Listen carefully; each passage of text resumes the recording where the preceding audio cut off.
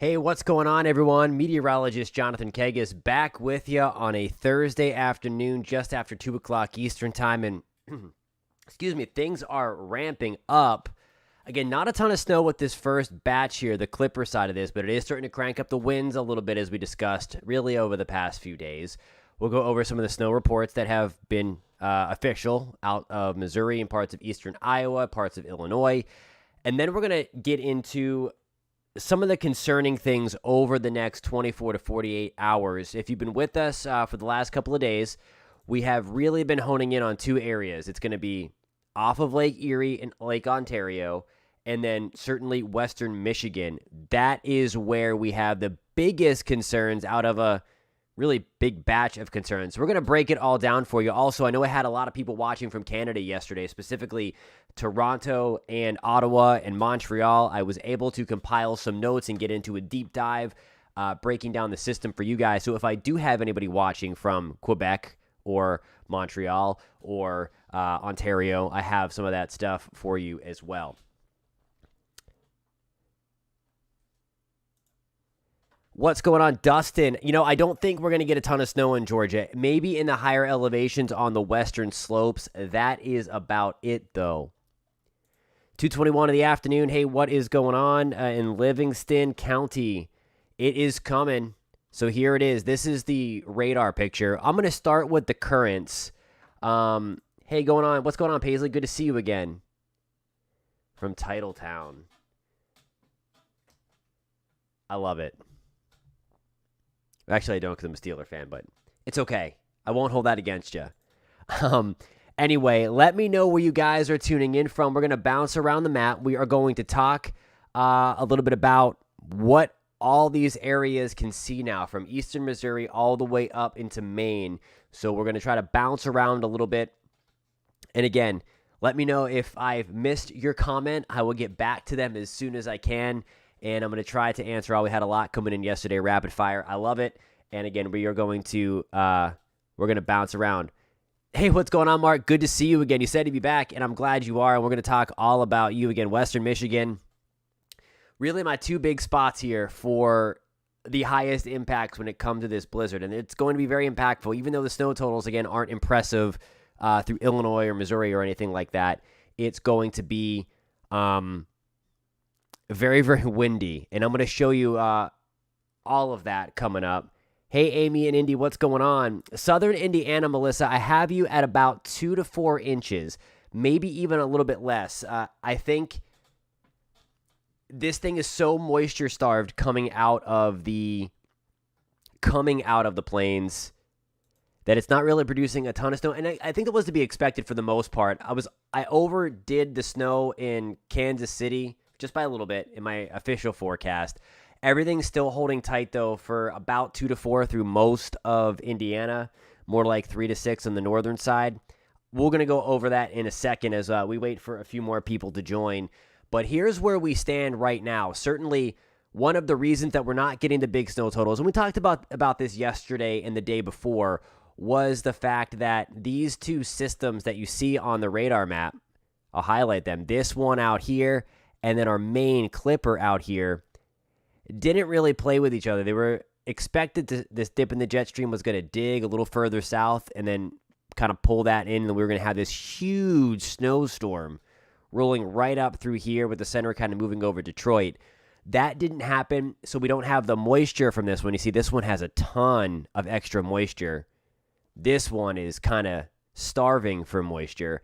It's going to eat eventually, and that's what's going to give like a potentially crippling and very dangerous storm to the Buffalo area. Hey, what's going on, Gary in Texas, Houston? It's going to get cold there. Yeah, very, very lucky. All right, so I want to do a few things. Here's where we have the heavy snow right now, at least moderate snow. We're going to zoom this back in. Peoria, we are getting it there. Local storm report coming in just a little bit ago. We have 2 inches in Peoria. It's probably going to snow about another inch, so we'll get into that 3-inch range. More like 2 inches in and around Milledgeville, Illinois. Dubuque picked up 2.7.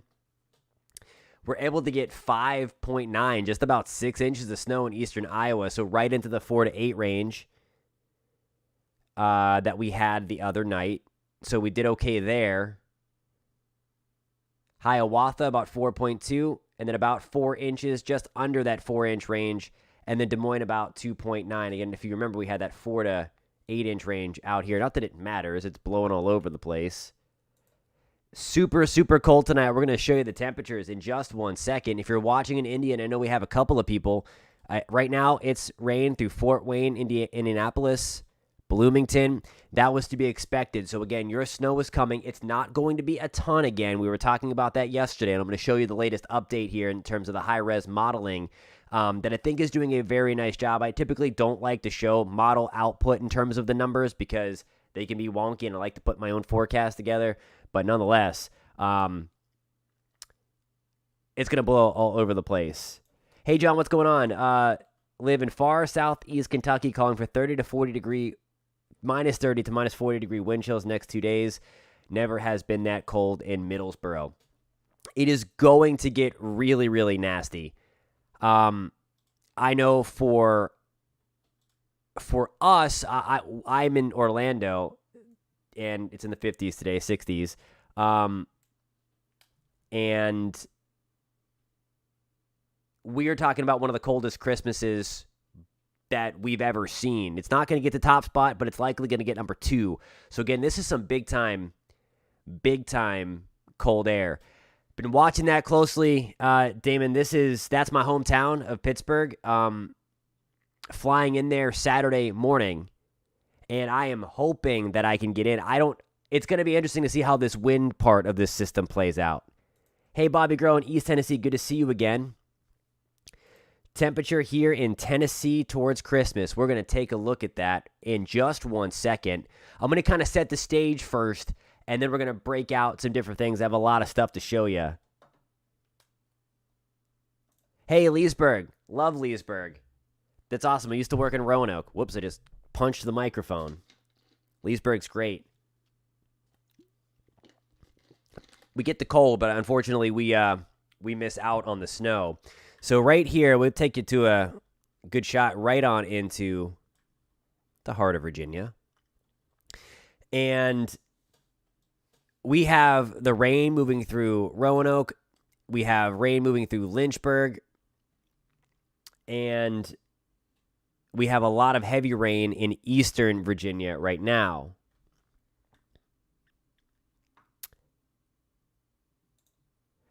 I'm glad you're getting the warnings. And again, we were talking about this yesterday, that the snow is going to be problematic because it's going to be blowing around.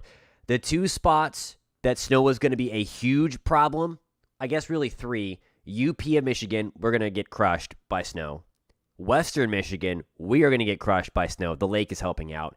And then Buffalo, we're talking another 1 to 3 feet of snow coming in your direction. So keep on posting the questions. We're going to take a look. I want to show you one more thing first about where we are in this event. And then we'll go around. I'm going to take you high res, future radar to show you when that Arctic front reaches you, if it hasn't already. And again, it has been extremely impressive, as expected in terms of the temperature drop and then the wind. I want to show you, this is windy.com. I love this representation here. And here is the Arctic front. You can clearly see it. I mean, look at this. So, Gary, Indiana, okay, for my friends in northern Indiana in Chicago area. Okay, Carbondale, that front, I mean, we're talking, it's still in the 40s, okay? It is 43 degrees right along the Kentucky border in Illinois. Okay, look at this. But back into St. Louis, it's 8 degrees. I mean, this front means business. It's 11 below in Rochester, Minnesota. It's 13 below back in western, far southwest Minnesota towards like the Pipestone region. And then further back to the west, this is where the serious cold is settling in. Casper, Wyoming. If I have anybody tuning in from Wyoming, we broke our all-time record low temperature last night. We got down to 42 degrees below zero. I mean, I can't stress enough, it is hard to break temperatures on the cold side in that part of the country. It needs to be really, really cold.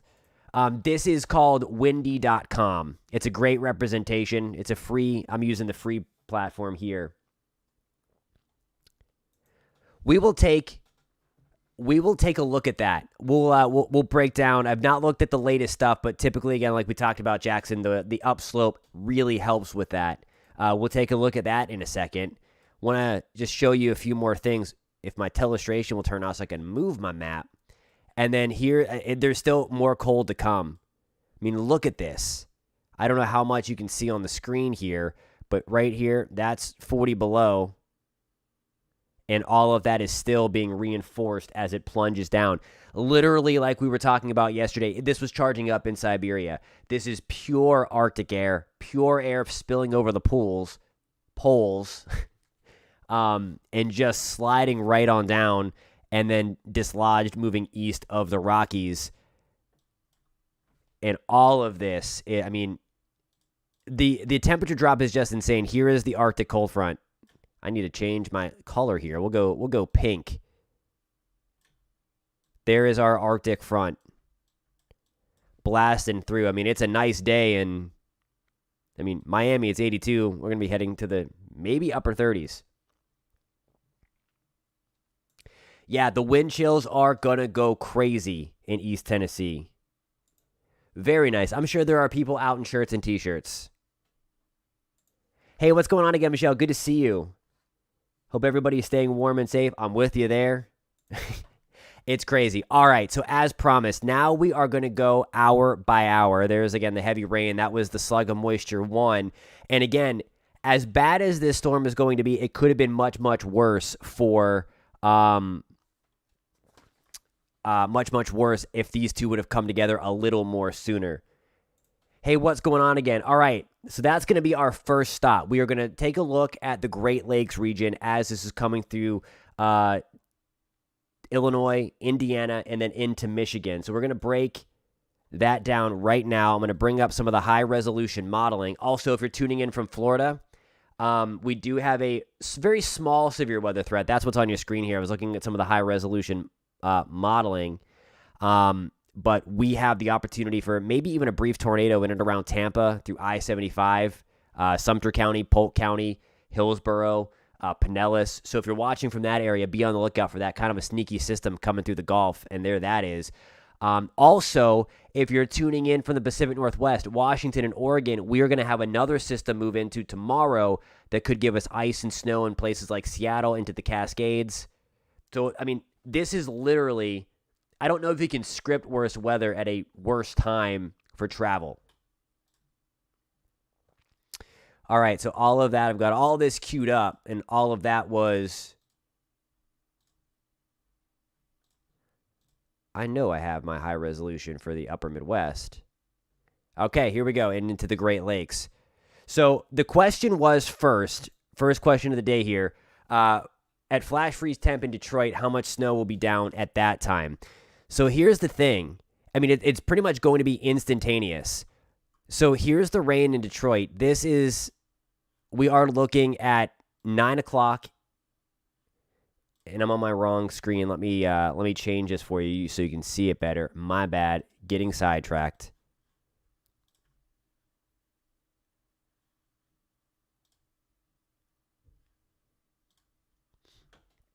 That's a little better. All right. So this is as of 9 o'clock tonight. That's 10 o'clock. That's 11 o'clock. We are still raining in Detroit at 11 o'clock tonight. Also through Toledo, Ohio. The rain is on our doorstep in Columbus. We have seen that changeover in Dayton by around 10, 11 o'clock tonight. Now, I want to take you out another hour here and really that push of air. So this is 2 to 3 o'clock in the morning that we're going to see the changeover. Real quick, you mentioned about the temperature, so I'm going to copy this here, and we are going to pull this up from the temperature perspective, because the flash freeze is probably one of the, I mean, there's a couple of things that we're really thinking of here, and it's the flash freeze is one of them. So I'm going to show you the temperature drop here. So we mentioned about it still rain at 11:30 or 11 o'clock. So note, right now in Detroit, it's in the mid-30s at 11 o'clock. So this is exactly what the flash freeze is. It's the mid-30s at 11 o'clock, okay? Still in the mid-30s at midnight. Now, here comes the cold. The core of it is still back here, but we're starting to see the drop into the 20s. There's 2 a.m., 3 a.m., 4 a.m. By 5 a.m., we are in the teens in Detroit. So really, that's a story for another time right there. By 5 a.m., I mean, we'll probably have a couple of inches on the ground. And, I mean, that's the worst, is you have, like, the snow on the ground and then, or the freezing temperatures, and then you insulate it with snow. So it's going to be an icy mess in and around Detroit. In terms of how much, we're still looking at that 3 to 6 inch range for you for first-class lawn and snow. Over the next 2 days. This is through 7 a.m. on Christmas Eve, and we are still well within that 3 to 6 inch forecast that we talked about. Oh no, I love you guys in South Texas. Don't worry, we're gonna head there. We talked about some of the wind chills and crazy temperatures yesterday, so don't worry. I'm gonna talk about everybody that I can for sure. Love Texas, and you're actually one of the greatest examples of like how strong this front is, because the state is so big. So no, we'll definitely get down into Texas. I promise you that. We're kind of going like where this is impacting first. In Northwest Texas, it's certainly there. All right, so mentioned before, and I'm going to switch back to my black marker because we're running out of colors, right along Lake Michigan and then right down southeast of South Bend. So I think southeast of South Bend, we are talking about, I mean, straight up, I had you guys, my official forecast that I put out the other day for the western part of Michigan was 8 to 16 inches. Still looks game on for that. And honestly, there are still a few spots that I think can get over 16 inches of snow. Of course, you guys know what lake effect is no joke. Certainly game on. See, there's those isolated totals, especially up here towards the mitt.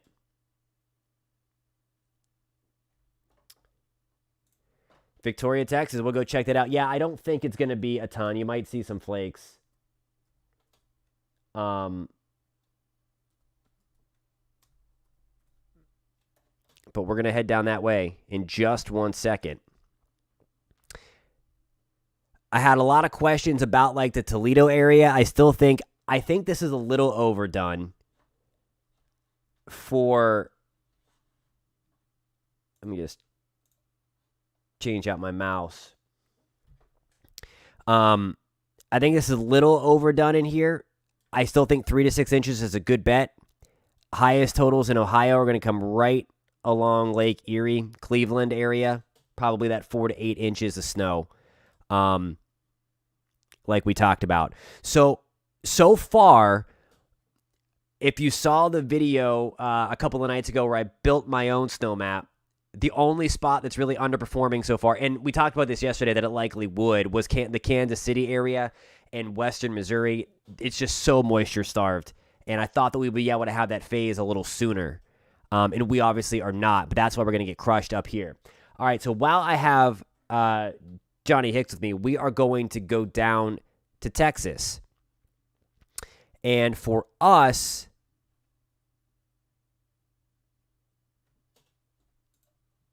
hey, yes, I can 100% do that. And I don't know if you were just joining, but these are my notes for you in Toronto.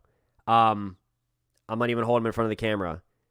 I made some notes. I looked at this morning just for you because we were talking about that. So we're going to head up to Toronto in just 1 second. We're going to head down to Texas. Let me change my camera here. We are going to go to the great state of Texas. And basically, first we're going to look at the future simulated radar.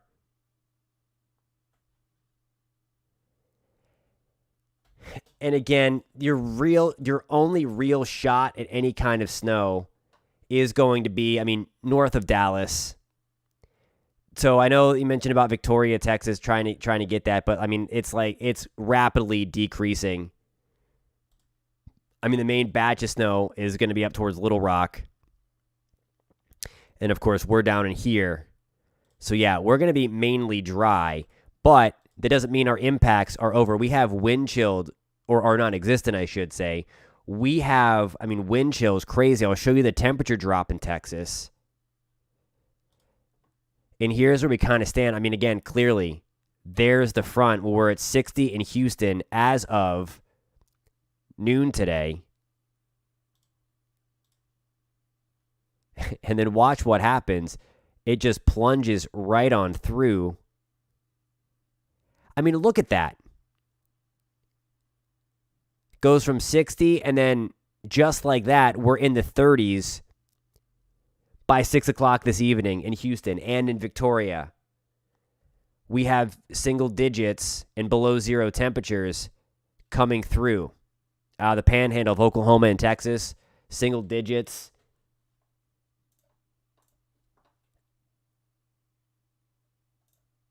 Oh, wow, that's crazy, Allie. Good to see you again. I saw you one of your reports, too, about there it is, 3 degrees in Norman, Oklahoma, wind chill of negative 21.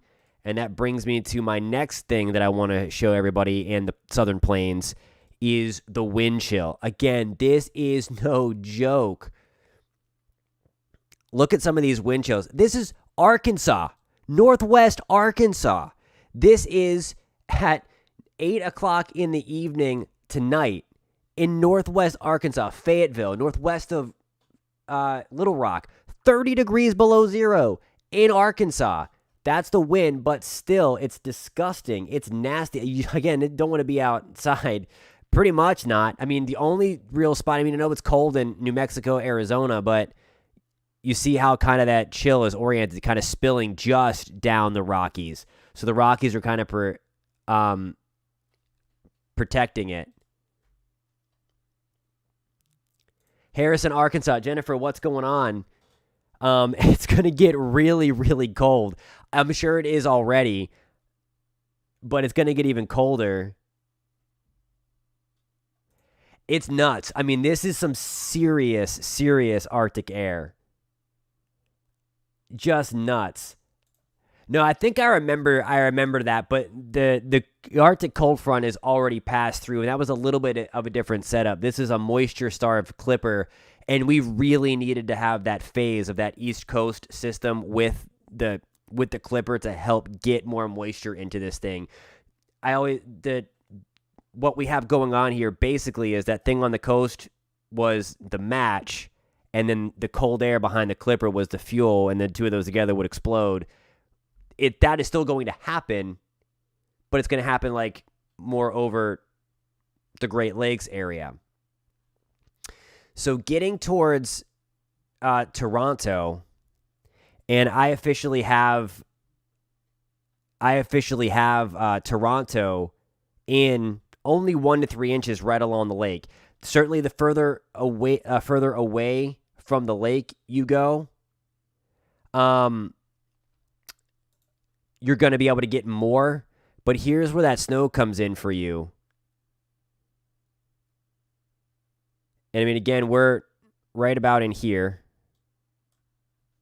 And the relatively warmer lake does prevent from the heaviest snow from falling. So, there in Toronto, this is noon Eastern on the 23rd. That's tomorrow. And you see that snow pushing through upstate New York. Just insane. Just insane. All right. So now we're going to work from west to east. We're going to go back. I kind of got out of order here, but we are going to go back from west to east.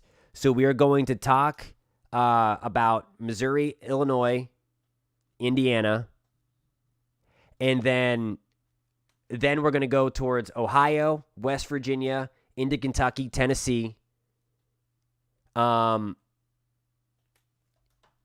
then we're going to go to Pennsylvania, New York. And if you're from New York, stick around. We're going to get a real deep dive into New York. Because, I mean, I don't like to throw words around, but if you're outside in New York, Western New York, right off of Lake Erie, north of Buffalo, in Buffalo, like it's going to be like life-threatening, like 70 to 80 mile per hour winds and 1 to 3 feet of snow. Crazy. And we're going to break that down in 1 second. All right, weather apps. All right, we're going to go into that area. So here we go with the timeline. That's all my New York stuff queued up and ready to rock and roll. So I think it's actually, pretty good. This is 6 o'clock in Indy. All right, so here we go in Indy. About 5 to 6 o'clock, okay? That's when the snow starts. South Bend, it's snowing heavily by 6 o'clock your time. Fort Wayne, it's still rain, but we do have that changeover coming. Now, somebody mentioned about the cold front. It is definitely, the cold front's definitely going to be there. I'll show you again how it's weird because it's sliding down to your east and then kind of wraps up a little bit from the south. Because all the Arctic air is kind of just like spilling down the Rockies, just like this. And then it kind of gets wrapped around as the system goes nuts just to your north. Now this is 9 p.m. tonight. It is snowing in Lansing, snowing in Saginaw, snowing just about in Alpena. Grand Rapids, forget it, we're snow. Kalamazoo, Marquette, Sault Ste. Marie, all snow. We're getting crushed. And then Detroit, snow likely after midnight into that 1 to 2 a.m. time frame. And then the snow blasts through Pittsburgh and into Erie and then up. And then this is what I was kind of talking about. Now you have the low spiraling up here and then sending the cold in like this. This is Friday afternoon now. And that wind is just kind of blowing over the lakes. And that is why we're going to have so much snow in western Michigan specifically. Awesome. So thank you for that report in Grand Rapids. And it's just going to get crazier. So pretty much right on time here. So there we are about in Grand Rapids. So again, this is why I'm showing you this particular high-res model here, because I think it's doing a very nice job, not only in the amount of snow that it's forecasting, but on the timeline. And, it's pretty much right on the money here, so I have high confidence in it, and that is why I'm showing you this particular model here.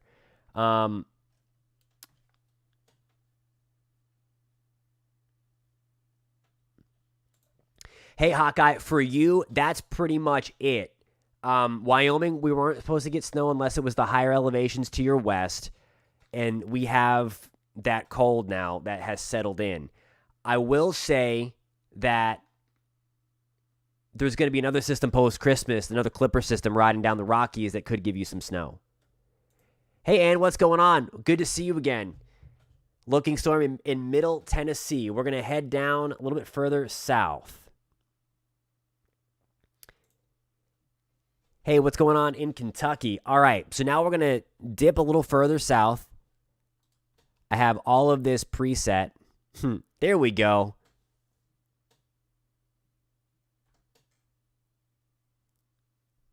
Sorry, I don't know if are you talking about, maybe I misspoke. I'm sorry. Wyoming is seeing the cold. Michigan seeing the snow. My bad. I'm all over the place.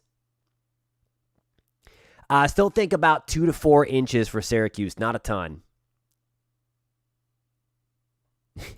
That's crazy. It's insane. Yeah, no, it's just going to be really windy and really cold.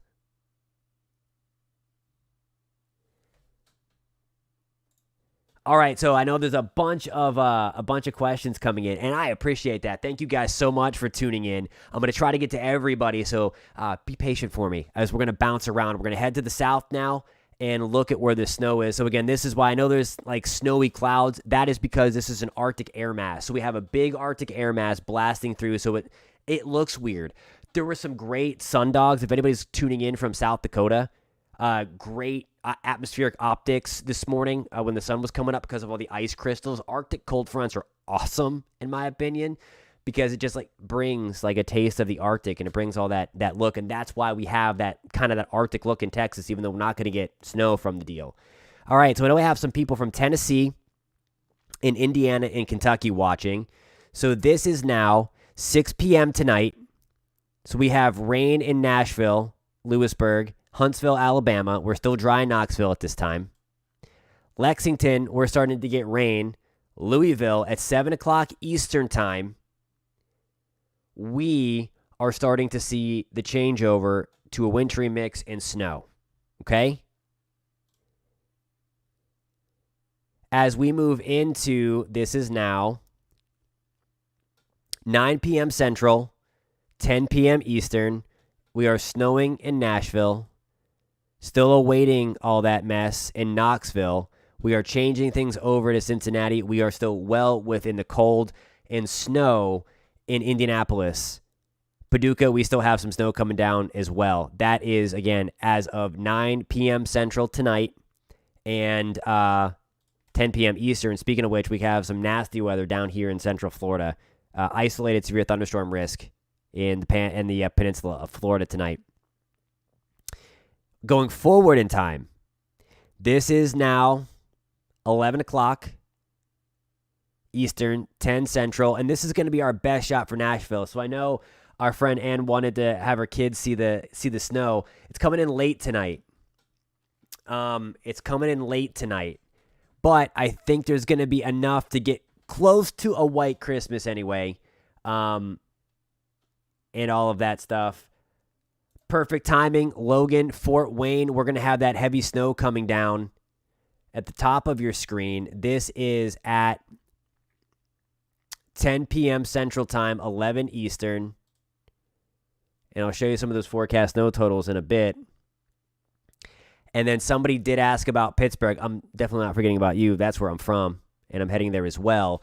This is where that flash freeze is going to kind of come into play. Because 100%, and it's crazy. I know I'm trying to fly back in there on Saturday, and I'm a little worried about the wind.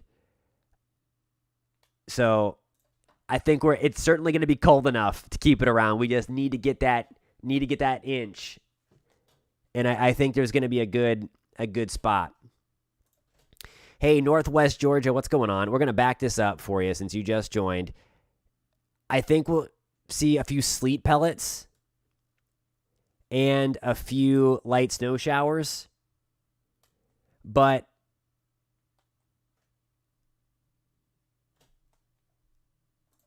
yes, and I'm sorry, I think I mentioned it in inches last time. I have it down as 2 to 7 centimeters. That was my official forecast in centimeters for Toronto as we get into Sunday. You are going to get the wind in Syracuse. It's just the snow. The lake really helps out people to your north and to your west if you want the snow, but you are getting the wind and you are getting the cold in Syracuse.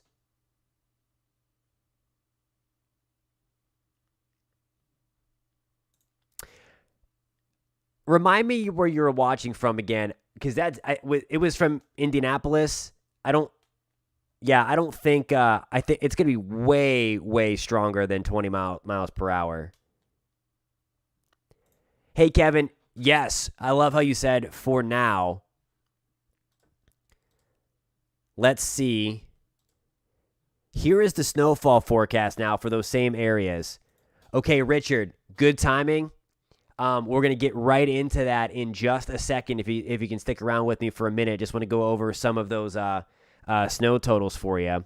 St. Louis, I think we're seeing the worst on our doorstep. Let me check. Yeah, so the worst is almost over. I mean, this is not bad in terms of the snow, but I mean it's pretty much over It looks like they picked up 1.1 just outside of town, but we have that decently moderate snow coming down right now. So in terms of the South, and then we're going to get to Buffalo because it's going to be ugly. And I'm going to show you, I mean, the waves on Lake Erie are going to be nasty. Again, I'm getting ahead of myself. I promise I'll get there. But here we go. This is the high-res model. Again, I think 1 to 2 inches is a good bet for Nashville. I think we could get up to an inch in Memphis. I think that might be a little hot, though. But I think up to an inch is possible in Memphis. Certainly some flurries in northern Alabama. Mississippi might be able to stick on some of the grassy surfaces for a little bit of time. Hey, Charlotte, unfortunately, we're just going to get some cold rain. Fayetteville, though, about 1 to 2 inches, and then that huge blast of cold. Again, I think the high res is just about an inch hot on these totals here. So I think we're going to end up again with about 2 to 3 inches in St. Louis. We have about 2 there now. Not much more to come.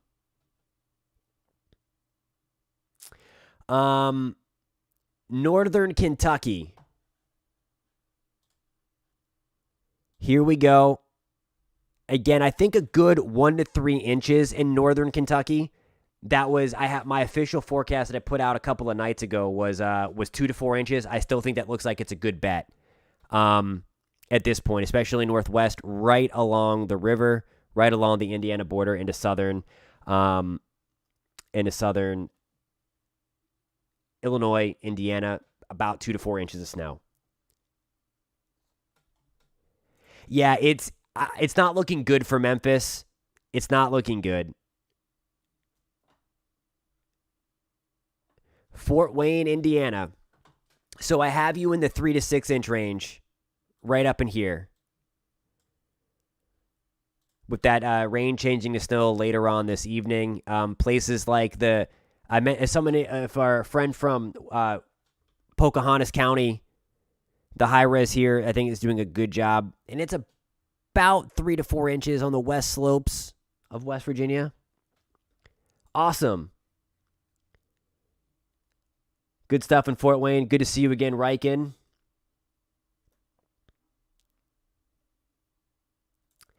At this stage of the game, man, I like using the her. It catches on to some things. You have to be careful of it sometimes in terms of the precip. It comes in really hot. Like it wants everything to be a severe thunderstorm a lot of times.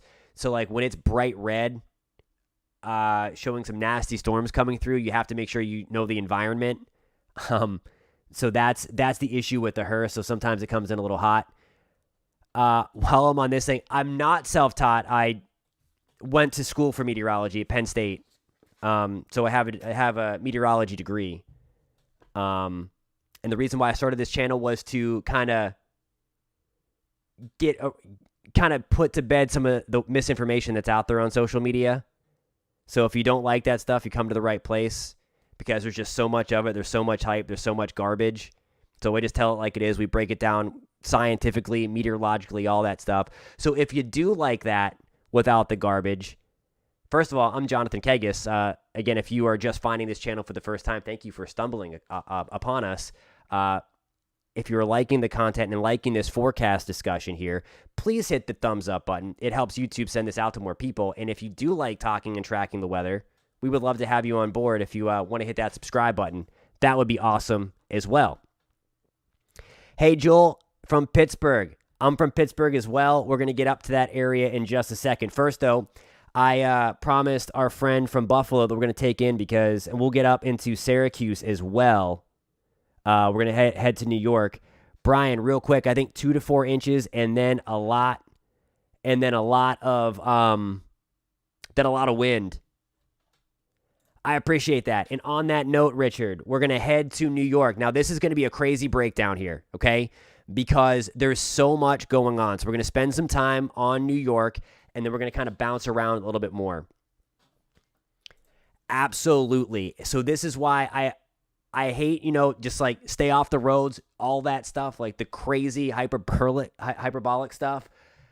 But this is going to be life-threatening in Buffalo, and I'm going to show you a few different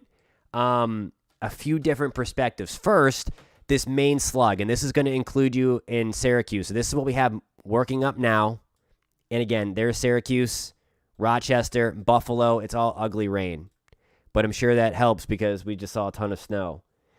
There's the heavy rain again through the evening.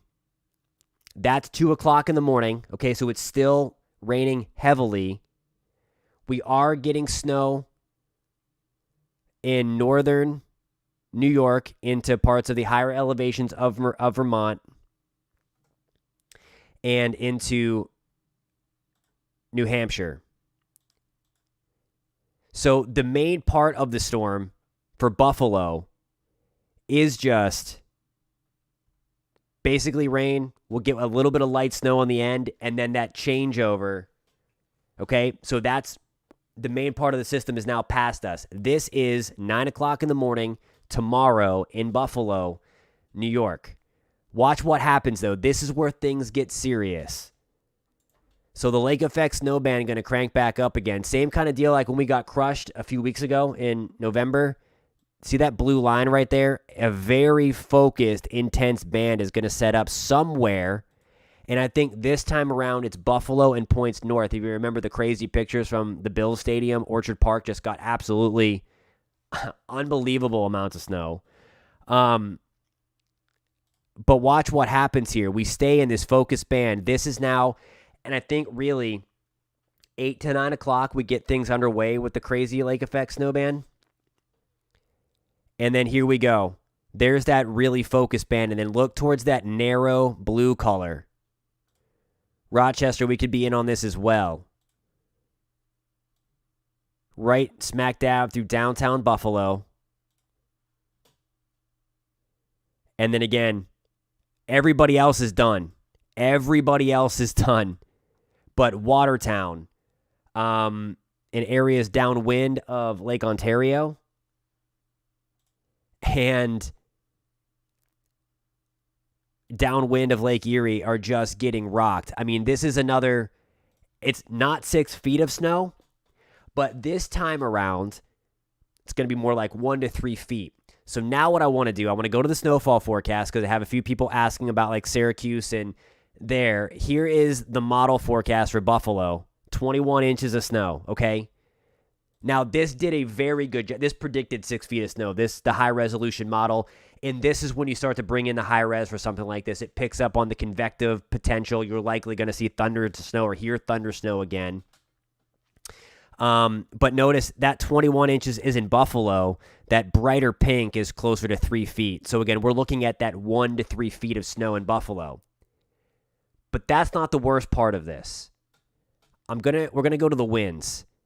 And even though the main part of the big system that we just talked about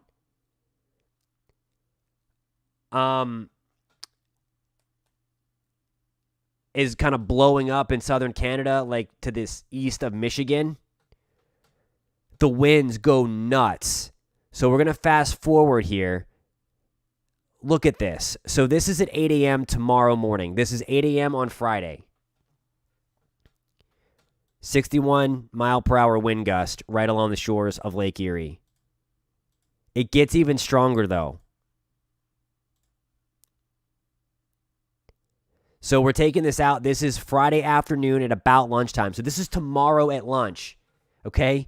Buffalo, New York. I mean, we're talking right along the shores of Lake Erie here. 60 to potentially 75 mile per hour wind gusts. So it's not just going to be that we're talking 1 to 3 feet of snow.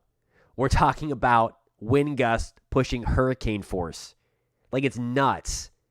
It's going to be impossible to travel, so don't be out here. And that's going to be the same for, there's Rochester, New York. And then the wind cranks up for basically everybody. And look at that, it even gets stronger. So this is now 7 p.m. tomorrow night. This is on the 23rd. Right in there, that's the model pushing a 77 mile per hour wind gust. So this storm is nothing to play with. It's not going to be as extreme here in Michigan, but the visibilities are going to be pretty much near zero. But again, Buffalo, we're getting crushed. And I'll show you another crazy thing in a second. I don't think we're going to get 2 to 6 inches in Syracuse. Here's Syracuse in here. I think maybe 2 to 4. I don't know that we get up to 6 in Syracuse. Plattsburgh, I think we can get up to 6 inches. Somebody asked about that before. So sorry about that for missing your comment earlier. The other crazy thing, real quick, and then we can bounce around to someplace else that I want to show you. This is the forecast wave heights. Okay, so there's a couple things here. If you're watching from the coast, we haven't really talked about the coastal part of New England because we're really going to go unscathed with this. This is going to be wind, rain. Still, though, if you are flying to any airport like Philly, certainly Newark, if there's a sprinkle in Newark, I mean, that airport gets jammed up. If you're familiar with that area, you know exactly what I'm talking about. But look at the waves pushing the coast. Long Island out here in the red is 20-foot waves. All right, remember that red color. Look at Lake Erie here. This is Friday evening. We have 15 to 20-foot waves crashing into Buffalo. Not into Buffalo, but right up against the shores of Buffalo. We're not talking about like a day after tomorrow situation or anything like that. Don't worry. It's still going to be bad, though. And then you have it again on Lake Ontario. So just crazy amounts of stuff.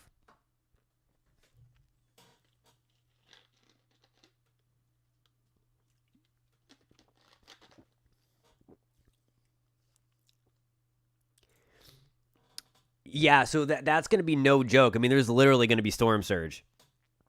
Absolutely. No question. And I hope that it is my hope that people we'll get back down to North Carolina in a second. It's mainly the mountains that get some snow and then everybody else gets wind and rain. Tom, we're going to look at Ann Arbor Sunday. It's certainly better. For that, we're going to go to the visibility map. So what I have here, and this is going to be, if you have to travel anywhere in the upper Midwest, Great Lakes, Northeast, this is going to be a good visualization. This is the model forecast now of the visibility. So we talked about the blowing and drifting snow. This goes out to Saturday at 7 a.m. We still have some significant visibility issues, of course, because the lake effect snow machine is still cranked up. So western Michigan down towards South Bend still would not recommend driving in this area at all because we have heavy, heavy snow. It does get a little better on Sunday, but it's not completely clear yet. There's still going to be blowing and drifting snow, and there's a lot of extra snow there to kind of blow around, of course, because we have the help from the lake to give us more moisture. There's that lake effect snow thing again in Buffalo. I mean, zero visibility being reported. It's going to be, blizzard warnings are in effect. I didn't even show you this yet. This is right now the main warning map, and we have blizzard warnings all through. Now, somebody asked a great question yesterday about okay, it's only 1 to 2 inches of snow. How is it a blizzard? Blizzard is all about the visibility. The only reason why it needs snow is to reduce that visibility. So note out here, this is a great example. See this red box from just north of Des Moines into southern Minnesota, western Wisconsin to the west of Madison, up into the Dakotas. There is no snow falling. This is not just going to be. I lived in Minnesota for many years. We had a ton of ground blizzards, meaning the powder that's on the ground is just going to blow around. We had some fresh stuff fall, about 4-ish inches in parts of central Minnesota today. Some places got up to 7 west of the Twin Cities. But all of that snow from last week's snow and the fresh stuff that fell today is going to blow around. So, again, be careful if you're driving I-90. I think some of it might end up being shut down again. Notice we have... Somebody mentioned about, I know we have a bunch of people from Kentucky and Tennessee here. We still have winter storm warnings really through most of Kentucky under a winter storm warning. So again, it's no joke stuff. You are welcome. Yeah, and honestly, I would say be in your spot.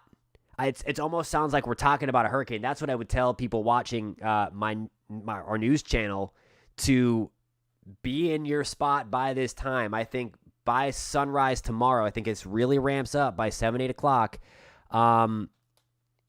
This starts to ramp up, and then it's game on by noon tomorrow.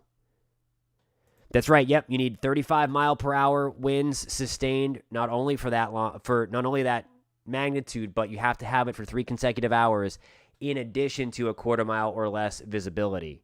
So it's very, very hard to verify a blizzard. That is a very hard thing to do, but of course, it happens. That's why it's there. We have winter storm warnings all the way through Indy. There are those blizzard warnings again, west of Lansing into Grand Rapids, Muskegon, Kalamazoo. Game time.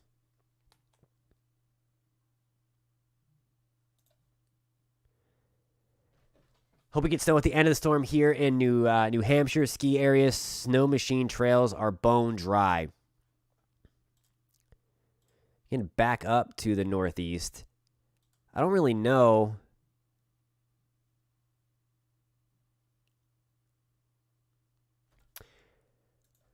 Arthur, I don't think you should be concerned. If you're not going to get a ton of snow in Nashville, I think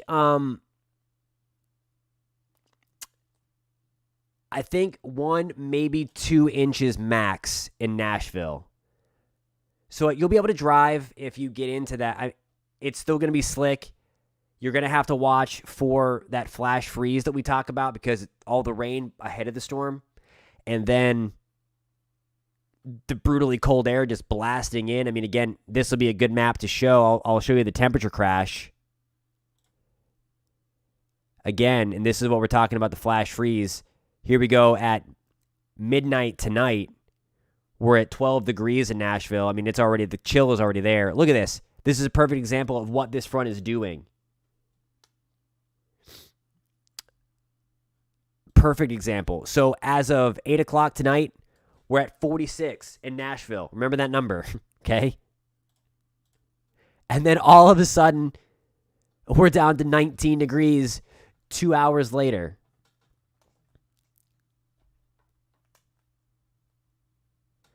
Scottsburg, it's all going to be about the wind for you. I have you in about 2 to 4 inches of snow. Let me just make sure I remember where Scottsburg is, just to make sure that I have you in the right spot. But I believe I'm remembering where it is correctly. I'm just making sure that I know. Yeah, I've got you in a good 2 to 4. 2 to 4, and then the wind is going to crank up. And then this is what temperatures crash to tonight. Look at this cold. I mean, we're talking 10 to 15 degrees below zero in southern Indiana. St. Louis, we're 10 to 15 below.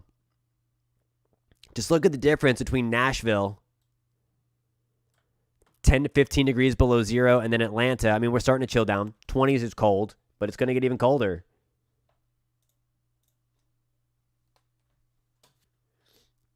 Knoxville, Tennessee. All right. We are going to head to Knoxville. We're going to look at the snowfall. And in the higher elevate, I think we could get a dusting. I think we can get a dusting. Maybe up to an inch in extreme cases. The higher elevations, we could pick up a couple of inches. If you see that like blue color here, like up into the Smokies a little more, we could pick up a couple of inches. That's about it, though. I have you in about 2 to 4 inches as well, and then that wind ramps up overnight. Dayton, Ohio.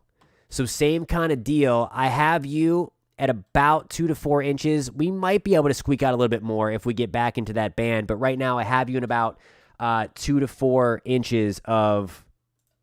You got it, my man. Thanks for tuning in. Chattanooga, Tennessee. We'll take a look at you in 1 second.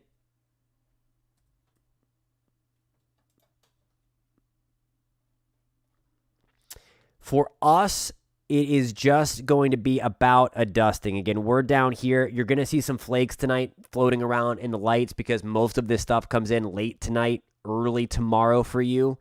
It's not going to amount to much, unfortunately, but still in these areas, watch out for that flash freeze because the temperature crashes so fast overnight. You're going to go to bed tonight if you're, like me and go to bed at like 8.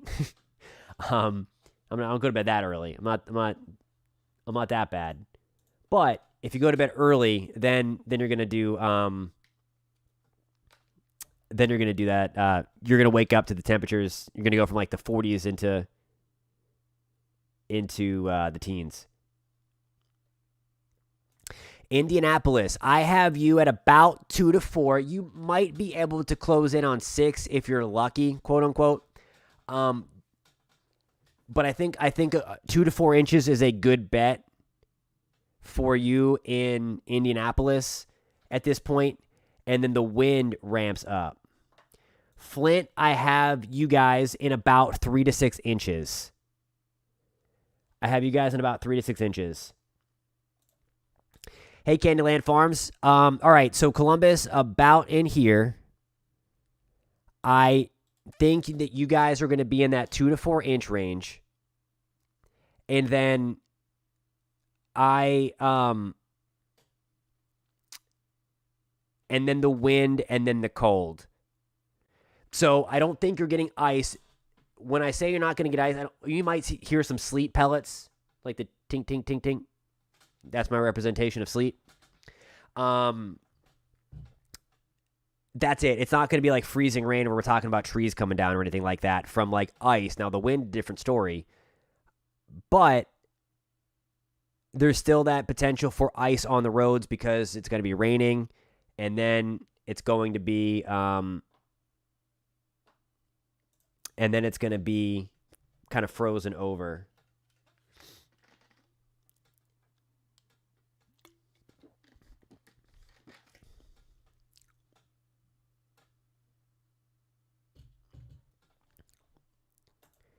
That's fantastic. That's awesome. Bundle up out there. I know you know what's up, though.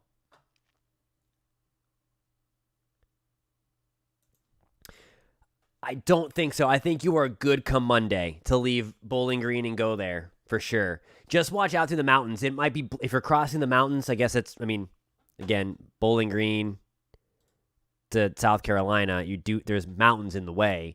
So just watch driving through the mountains. Just because, again, it's still going to be windy up there, and it might be blowing some of the light snow that's going to be falling over the next couple of days around. All right, have some questions about Vermont. If anybody's also tuning in from the Pacific Northwest, let me know.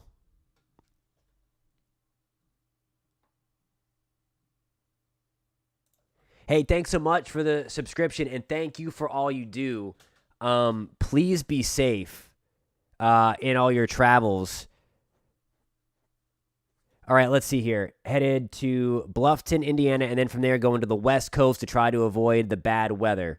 Awesome stuff. If you are going to like the Pacific Northwest, we're going to have this little guy, and I think this is what our friend from Western Canada was talking about, this little thing coming in south of Alaska and then blasting through here. Also, this is going to be on Friday, so tomorrow, we're going to have some issues with ice. I mean, this is freezing rain now, so we have ice actually falling. And then we have that moving into Olympia. That's the freezing rain there in this pink color. So we're going to have some major kind of driving issues in and around there before. Wow, that's crazy. What part of Michigan are you in? It's certainly going to be a tale of two halves in Michigan. If you are close to that lake, it's, again, game on.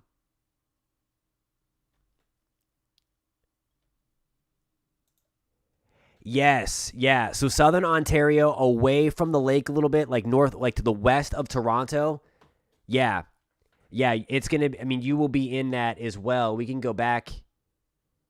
So, I mean, this is basically what's happening. I know there's a lot of lines on this, but this is the 500 millibar chart, and you kind of see it explode. That's kind of a hard representation. Let's see if I can find something better for you.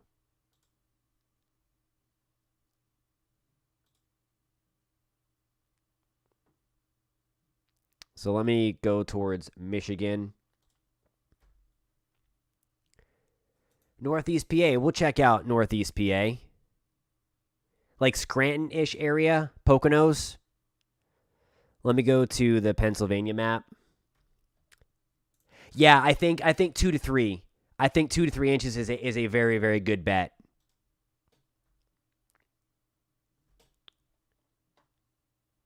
The Poconos, awesome. Are you seeing the snow right now, Amanda? We can pull up the actual radar here. Hey, Tam, do you have a special spot in mind for the wind duration? Then we can kind of hone in on that. In Huntsville, I think that you will see a couple of flurries, a couple of light snow showers, but should not amount to much. Do watch out for that flash freeze, though. All right, so there's the rain right now. In and about where you are, it's moving north of Carbondale towards Susquehanna, into Montrose, Scranton where rain, Wilkes-Barre where rain, into Williamsport, down towards Center County State College, Bellefonte, we're seeing some light snow.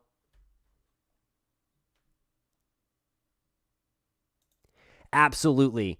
No, and all very, very good point. As soon as we take a look at the Poconos region in Northeast PA, we'll go focus on the cold. Because as you mentioned, the snow is just a part of the story. And for most that are being impacted by this blizzard, as we've been talking about now for the couple of days, it's not really about the snow amount unless you're in Western Michigan, the UP of Michigan, in and around Lake Erie and Lake Ontario. It's more about the crazy wind and the ridiculous cold with it. So I'm going to show some of the high-res modeling here to give you a kind of an hour-by-hour timeline. So this is when we could see things change back a little bit. For reference, here's Mount Pocono. Here's Allentown. And again, Philly, we're missing out. Jersey, for the most part, we miss out. And then there we go at 11 o'clock tonight. We had that changeover. At midnight, it's all snow towards the Poconos. And then we kind of dry out. We might be able to get just a few like stray snow showers tomorrow. But again, not really amounting to much. And I will show you that with the snowfall forecast here. Just not much. Again, I think a general 1 to 3 when all is said and done. Higher elevations here might be able to get pushing 6. But again, that's to the west of where you are. And then right along Lake Erie, too, towards Cleveland, I think 4 to 8. Look at that. This model here. So this is the update. Just the 18Z run came in from the high-res model. And you see there at the top of your screen, now we're talking blue. Right in Buffalo, it's forecasting 30 inches, and it could get even higher than that northwest. I think this time around, the heaviest band of snow, that intense band of snow, is going to be Buffalo points north. So we may miss out on the highest snow. It's still going to snow a lot in Orchard Park, but I think that main band of snow filters in there. All right, so we're going to go back to Indiana now. So if anybody's with me from Indiana, we're going to go to the Illinois-Indiana area. I just need to find it on the map. Give me 1 second. There we go. So, again, there's the snow, and it's not a ton. Unless, again, this is the southern side of Michigan here towards Grand Rapids, Kalamazoo. We're looking at, 8 to 16 inches is the forecast I put together for you guys. That is still holding on from the high-res modeling here. So that's, again, where I'm concerned with snow, wind, the trifecta of this storm, the snow, wind, and cold. Let me now get to the temperatures. The wind chill specific. Look at, oh my gosh. Okay. So this is the worst part of this. I mean, there's no doubt. This is 7 o'clock in the morning on Friday. Look at these wind chills. Indianapolis pushing 40 below. Chicago, 30 below. Maybe even colder than that. Kentucky, pushing 30 below. I'll get your name out of there now that I've answered that.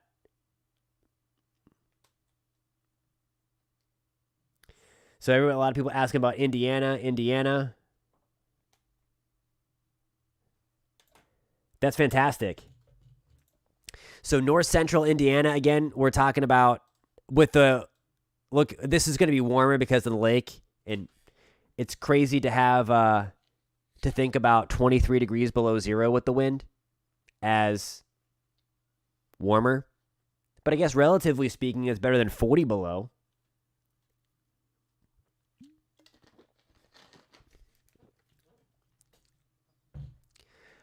All of eastern Iowa, 30 to 40 below as well, into north central. Down to St. Louis, 30 to 40 below. All right, so we'll get into since we're basically over here in central Ohio for the wind, since it's kind of related. Yes, 30. I mean, they could go north of 30 inches in and around Buffalo. That'll be the big ticket. I don't even know if you want to call it winning. Typically, I would be like, that's awesome. But that 30 inches of snow is coming with like 70 to 80 mile per hour winds. Like, I'm not exaggerating there. Like, that's a lot of snow and that's a lot of wind. There's going to be power outages in Buffalo. So again, make sure your devices are charged. Make sure you are, if the power goes out, just make sure that you're stacked up. I'm sure the stores are crazy up there, but just make sure that you have the opportunity to ride this out, because it might be impossible to move, because it may even be worse than the event that you guys just saw up there. I think we're going to cut the snow totals in half from what you saw, but the drifting is going to be insane. Yeah, I'd imagine so. And yeah, good point, Tam. What part would you like to know about? Please let me know. I'm sorry if I missed it. Hey, what's going on in Kansas? Thank you for that report. It's crazy that the sun is out and it's 4 degrees below zero.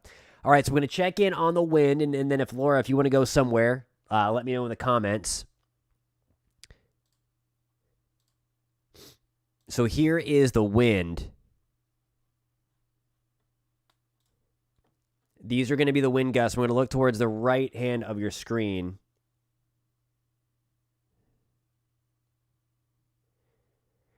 So central Ohio, we're looking at 40-ish, maybe even more mile per hour.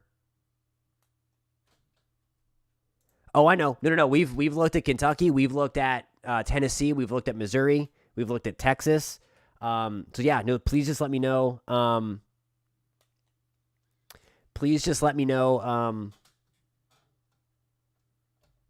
Where you want to go, and then we can go there.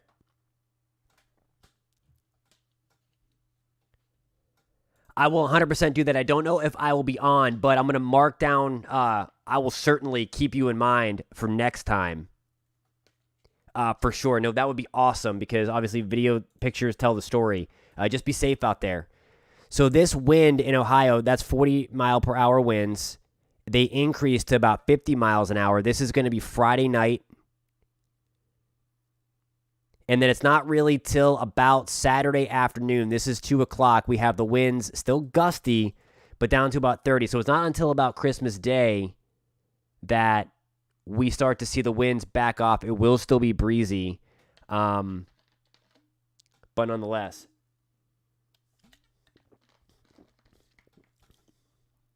Oh, that's going to be awesome. I mean, you'll take that any day of the week. any day of the week because we have all that cold coming through. All right, have some requests for Texas, and we're not getting any of this snow, but we are going to go check on you guys. We looked at you guys a little earlier. We're going to head back in that direction.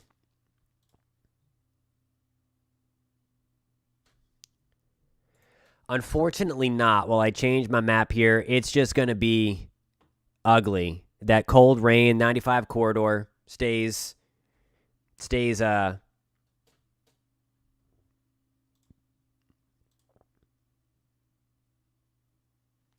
rain. Maybe a few flakes on the back end, but won't amount to anything.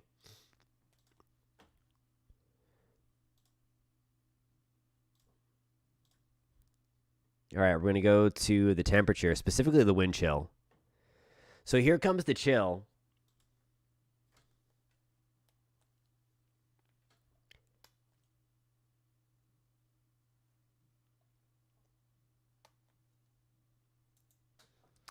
Yeah, and Allie's kind of foreshadowing here. There is going to be a significant warm-up coming into January. And I know we had a lot of questions and a lot of questions yesterday about, like, okay, are we going to get cold again after this? And I think the answer is yeah. I think there's another temperature crash coming towards the second half of January. All right, I'm going to put you up on the screen so I don't forget about you in Camden, Tennessee. But look at the temperatures here in Texas. These are the wind chills now. So, I mean, we're talking about tomorrow morning. This is 4, 5, 6 o'clock in the morning. And, I mean, same goes for you. Arkansas, we're 20 to 30 degrees below zero in Fayetteville, 10 to 15 below. And all that stuff.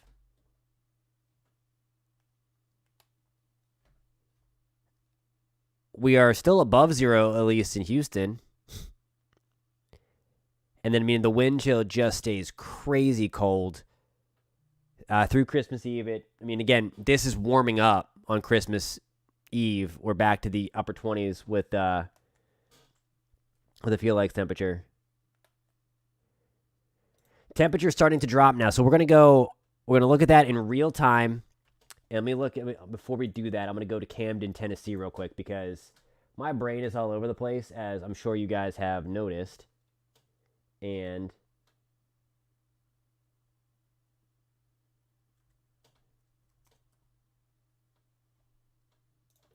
I just want to do that before I forget. I think in Camden, a good 1 to 3 inches, and then the temperature drops. I think we could get 1 to 3 inches, probably closer to the 1. All right, so we're going to check out where that front is now. All right, we're going to take a look at the Gulf Coast as well. We're going to look where the front is. We haven't done that in a while as it continues to blast over to the east. And here it is. It is on the doorstep. And we are specifically looking where the winds are coming together. So you see those little white things on your screen here? The front is about right here. And you see 40s in southwest or southeast Indiana, but look at this. It's 7 degrees in Champaign, Illinois. It's already below zero towards Peoria. Davenport, Cedar Rapids, we're like 5 to 10 degrees below zero without the wind. So I know a lot of see the snow forecast, and it's like, oh, it's not that bad. No, this is a crazy cold front. And just look at where this is the source region. I mean, this is great perspective here. This is where it was hanging out. I mean, like the poles and like over Siberia. It was like over here. And then it just plunged right down the Rockies. Right down the Rockies. No, unless you are in the mountains, we're not going to get snow in South Carolina. Thank you, and thanks so much for tuning in. That's crazy. That's a huge drop.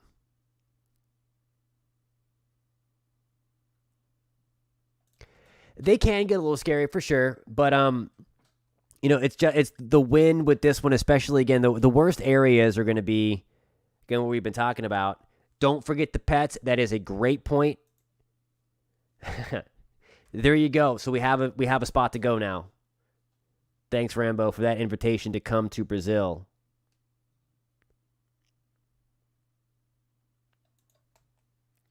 So Pam's insight here, and this is, I mean, great insight, and it helps to have this perspective for sure. So thank you for sharing that.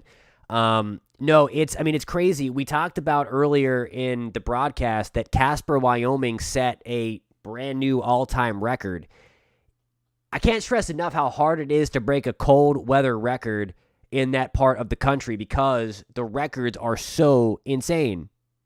I mean, they're so insanely cold. They're like 40, 50, 60 degrees below zero up that way. 10 degrees in Sheboygan, and it's raining. Okay, so what's happening in Sheboygan? We're going to go check out Sheboygan, and then we're going to go to the southern states. So I'm going to keep your name up there, Ethan, so that I don't forget to go check in on Texas. Okay, so this is, I think, what is happening here. So it's not really raining in Sheboygan. It looks like it. It's liquid. So here's the deal. What that is, it's freezing drizzle. It's a thickness thing in the atmosphere where there's not enough ice crystals in the cloud to produce snow. So it just kind of squeezes out whatever little moisture there is. This happens a lot on these big snowstorms where it looks like it's raining afterwards, and then it's actually freezing drizzle, so that goes down and the surface is below freezing, and then it causes a quick little glaze of ice. So what you're seeing is freezing drizzle, so be very, very careful in Sheboygan and any area that's kind of up in Wisconsin where you are seeing that. If I pulled up a SKU-T sounding from the Baloo launch, I'm sure that there was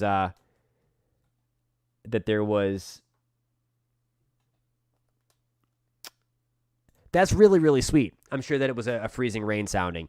All right, so we're going to go to Texas. And again, Texas, we're not going to see the crazy cold. I mean, we are going to see the crazy cold. We're not going to see the snow. That's awesome. I mean, that's good stuff. That is like the crux of meteorology right there. The SKU-T. It's fantastic. It's one of the best tools that we have to look at from those balloon launches and the forecast sounding. So that's great stuff.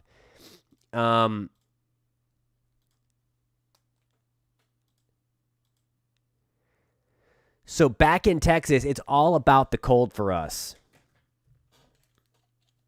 We're not really getting the wind. I mean, we are going to get the wind. We aren't really getting the snow. We're not getting any moisture even. We're not talking about rain. Some of the other states, same kind of deal. We'll go over towards more of the... look at that cold.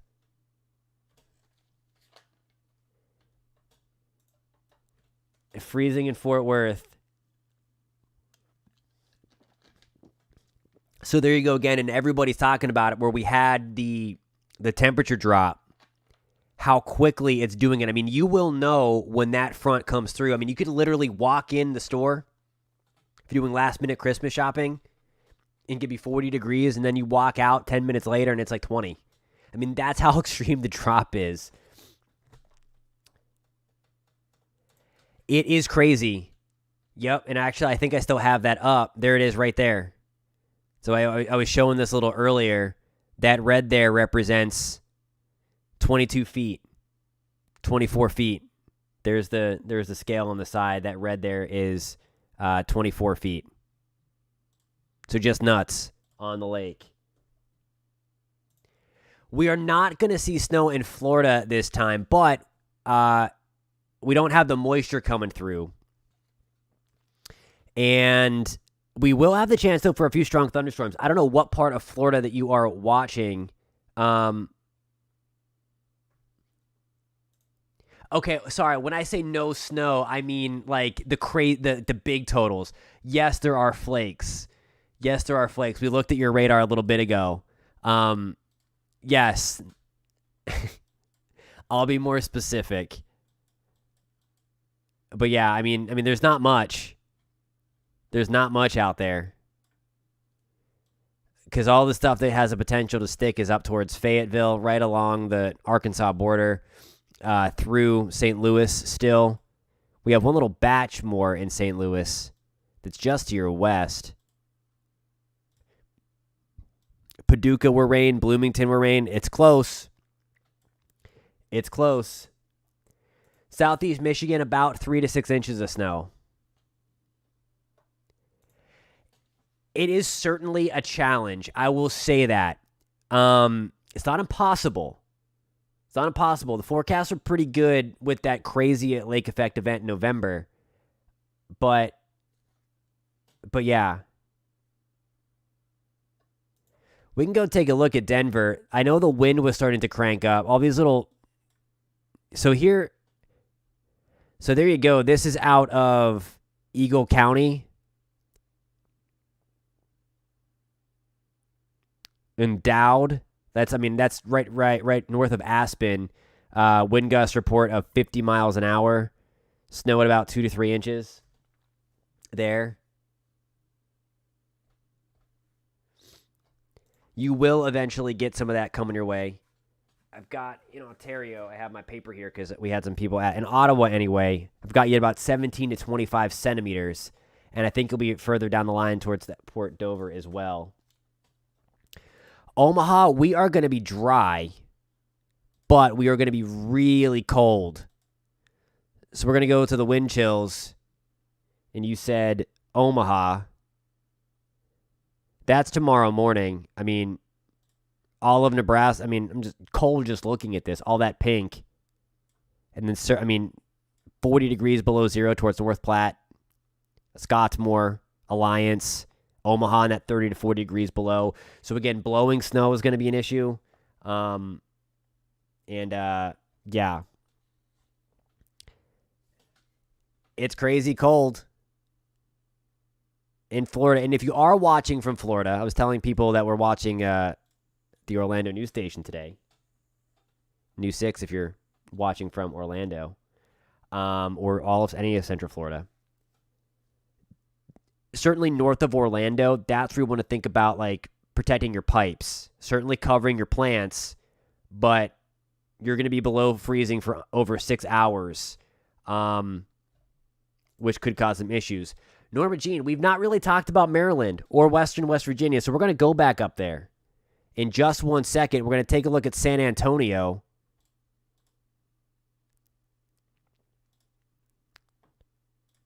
Specifically,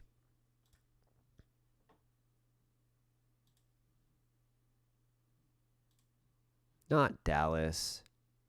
It's going to be cold, though.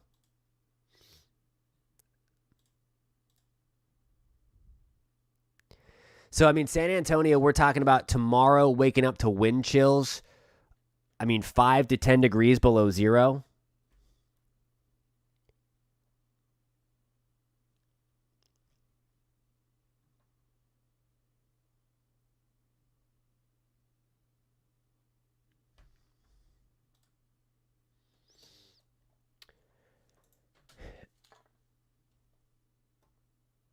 Great reminder. No, seriously, this is serious cold, and especially when you have the potential to lose power, it's a great reminder to just make sure you're checking in on people seriously. Just because, you don't want to lose power in this kind of cold. I know some people have said they had wood burning stoves and fireplaces that they're gearing up for this just in case. Thank you, Carson. Yeah, I assume that's in to response to Olivia's question. It's going to be tonight, and here it is. I think I have. Sorry for just rapid firing stuff here, but this is basically it right here. This is as of 5:00 this evening, and here is our front, ready to smash right on through Fort Wayne. And it's pretty much after dinner time tonight, your temperatures are going to drop like a rock. Just southeast of Lansing. Okay, so since we're up here, we're going to take, I think there's your changeover. This is at 6:00 Central, 7:00 Eastern time. There's Lansing. Flint, same kind of deal. We're on basically the same time frame here as Lansing, Michigan. It's going to be tonight. That's when the rain changes over to snow. I'll turn the telestrator back off so we can go back into the future. And then now it's all snow. It's from Lansing to Detroit now to Saginaw. And you see it just kind of, how it kind of pinwheels around? And this is where, like, Ontario is going to get it. The low is here, and it's just putting all that cold back right into the Great Lakes. In terms of the amount of snow, let me turn back on. Actually, I'm going to refresh this because I think we have some fresh data coming in. We can get to just to make sure that everything's still on track here. And there's the issue with, like, Grand Rapids, South Bend. I mean, you just see there's that fetch over Lake Superior, over Lake Michigan. Just crazy snow.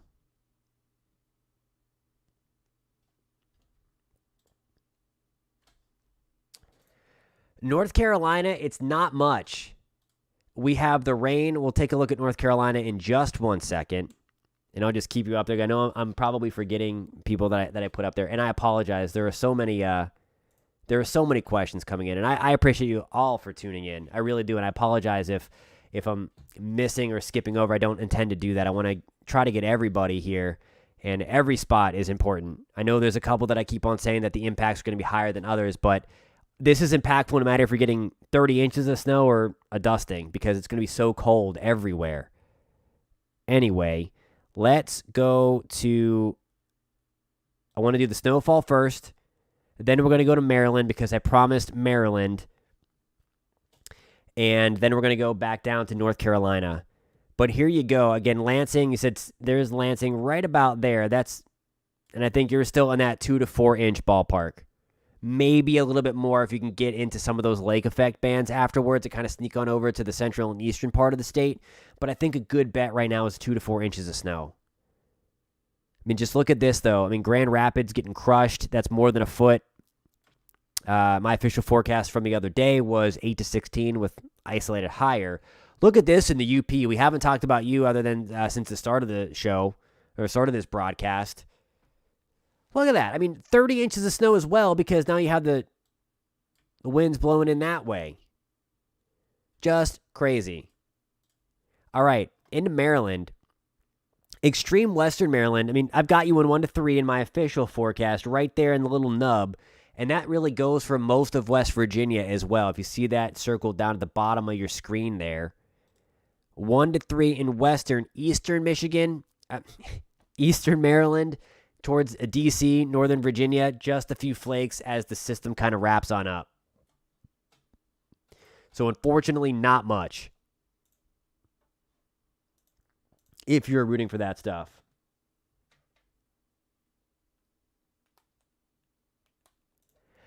I will say some of those other models I think are crazy. They've also been like extremely hot for spots in the U.S. as well. Like the Euro and GFS just went gangbusters with snow in some of these spots, and those aren't even being close to coming into fruition. Like even this morning, the Euro had like 6 inches or something for like Kansas City, and they got, what, about 3? I know, it's a waste of moisture. Southwestern West Virginia. We'll take a trip a little bit further south.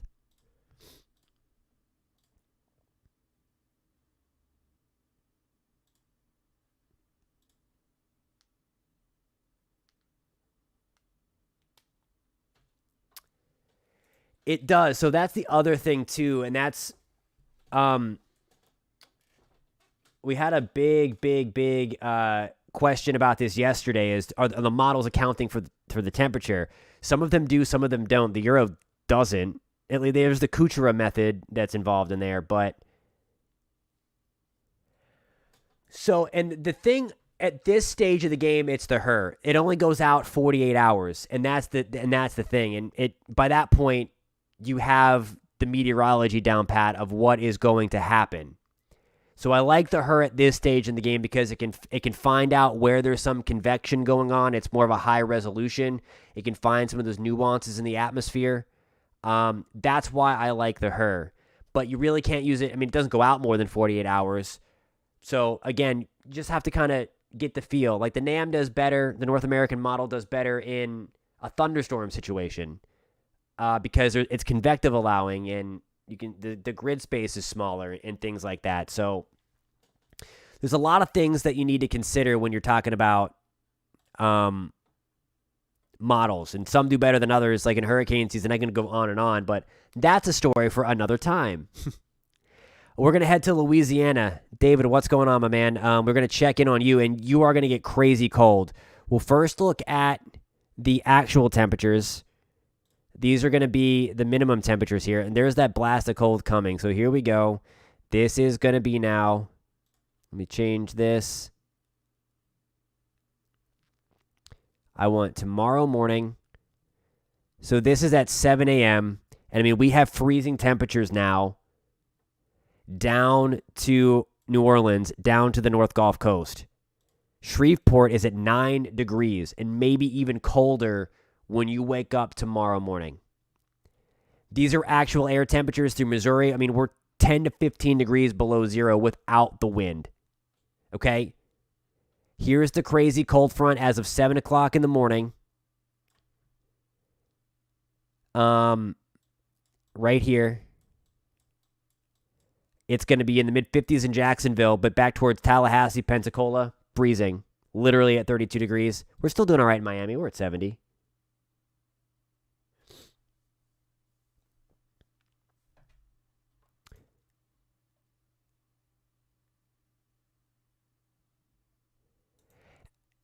I don't know. It could have been, did it start raining or something? Because that's, or it could be an error.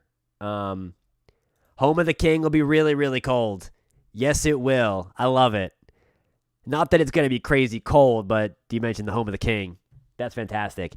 But yeah, I mean, all through Tennessee into northeast Mississippi, down to about 0 degrees. Look at this. And again, I stress, what we're looking at here is not the wind chill. This is not the wind chill. This is the actual air temperature. Getting into Saturday morning.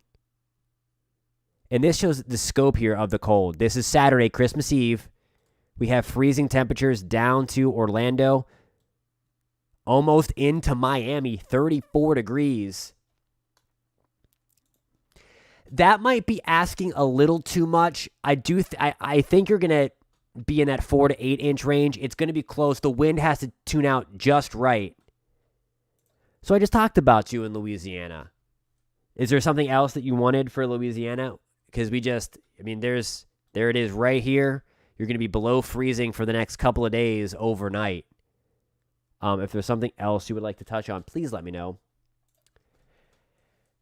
Yeah, Philly's it's gonna get cold in Philly. Like, don't get me wrong, it's gonna be cold. Here we go in Philly. We can see us on this map here. So Friday morning.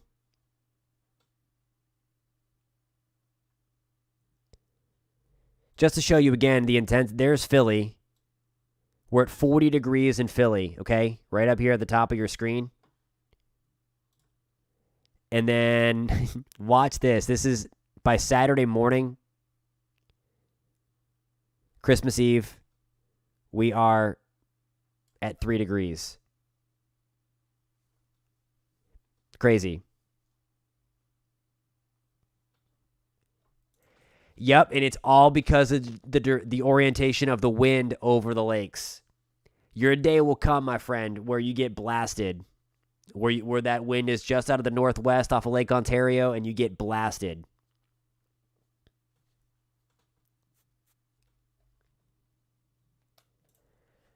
Hey, what's going on? Southwest Ohio. Yeah, you're not going to see a ton of ice with this. Where you're going to get the ice is going to be from that flash freeze from the rain prior to the changeover. Let's take you, I have some questions about like the timeline here. No snow in Philly. I think you might see a few flakes in Philly. It's not going to amount to anything, though. Central PA. All right, so let me get back to another look here, and I'm going to take you for the timeline.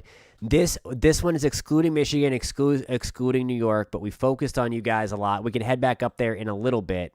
What I want to do now is kind of show that hour by hour future radar again, and we're going to go west to east to get back in there. Parkersburg. I think we've got a decent shot at a couple of inches of snow in Parkersburg. I think if I'm remembering correctly, I think I put you in the 1 to 3 inches. All right, so here we go. So we're going to start west, so bear with me here. This is the latest high-res modeling on how we get this through, and then we'll kind of go over some things from west to east, and I'm going to try to answer that all of these spots. Adam, I have you at about 2 to 4 inches and then a lot of wind picking up. I would agree. But no, we'll take a look at Cleveland. We'll focus on Cleveland in a second because I'll show you how, because I mean if that wind just kind of ticks off to the northwest, you get crushed. Like it's that fine of a line. We can go out to Utah too and talk about the cold in Utah. Love Utah. Flint, we're about 2 to 4 inches. Georgia, just a few flakes. If you're in the mountains, more like 1 to 3. All right.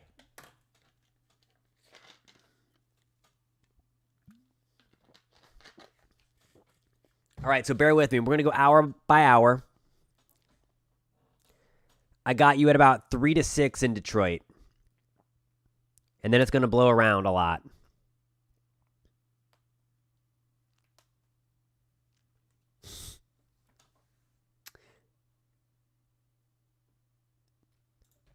Sheboygan, you are pretty much done. You do have some of that freezing drizzle falling now, so we can watch that. That's going to be kind of an issue. It might be a little. We had some reports of that coming down in Sheboygan. But yeah. All right. So here we go. We are approaching 4 o'clock Eastern time. The front is on the doorstep of really pushing into western Indiana now. We've already seen some of the temperatures drop. So we are now going to go, this is 4 o'clock Eastern, 3 o'clock Central. So right about now. Here is where we stand now as of 7 Central, 8 Eastern. Okay, we're changing things over in Fort Wayne. Columbus, we are starting with the rain. Indy, we are all snow now. Cincy, we are changing things over from rain to a little bit of sleet to snow. Again, this is 7 Central, 8 o'clock Eastern. Nashville, you might start to see that rain changing to a few of those ice pellets, that sleet. Huntsville, we are raining at this time. This is, again, 7 Central, 8 Eastern. Birmingham, we have some rain. Tupelo, that changeover has started. We are going to see a little bit of snow and a little bit of ice in Tupelo. Memphis, we have some light snow falling. Jonesboro into Jackson. That's Jackson, Tennessee. Jackson, Mississippi, we have scattered showers. Same deal for New Orleans. We're going to watch right here really closely at about this time, too. There's a couple of supercellular things trying to get going. We could have kind of a rockin' night in and around Tampa with severe weather. So if anybody's watching from West Florida, we're going to be watching that for maybe a rogue tornado warning or two. Kind of a weird thing going on down there. All right, we're going to go further into the future now. Here we go at 11 o'clock Eastern, 10 o'clock Central. There's nothing going on in North Carolina. Most of Virginia is drying out from this slug of rain. Philly, it's that ugly cold rain. Pittsburgh, we're dry for the moment. Their central PA, we are still raining heavily. So again, any of the snow that you had earlier has now shifted back over to rain, and it's going to be raining pretty heavy. Knoxville, Tennessee, we're going to see some snow. Just a little bit. It's not going to amount to much, but we will see snow. This is at midnight Eastern, 11 o'clock Central. Okay? We have some rain in Charleston, rain in Savannah. It's still raining heavily east of Pittsburgh towards the Laurel Highlands, D.C., Baltimore, Washington, D.C. Up in the New Jersey, New York City, a cold rain. Okay. Again, nothing going on in Texas at this point. Louisiana, maybe a rogue flurry. Tupelo, by 11 o'clock, Central, we are dry. Peoria, we're done snowing. Springfield, we're done. Columbus, St. Louis, we are done. Okay.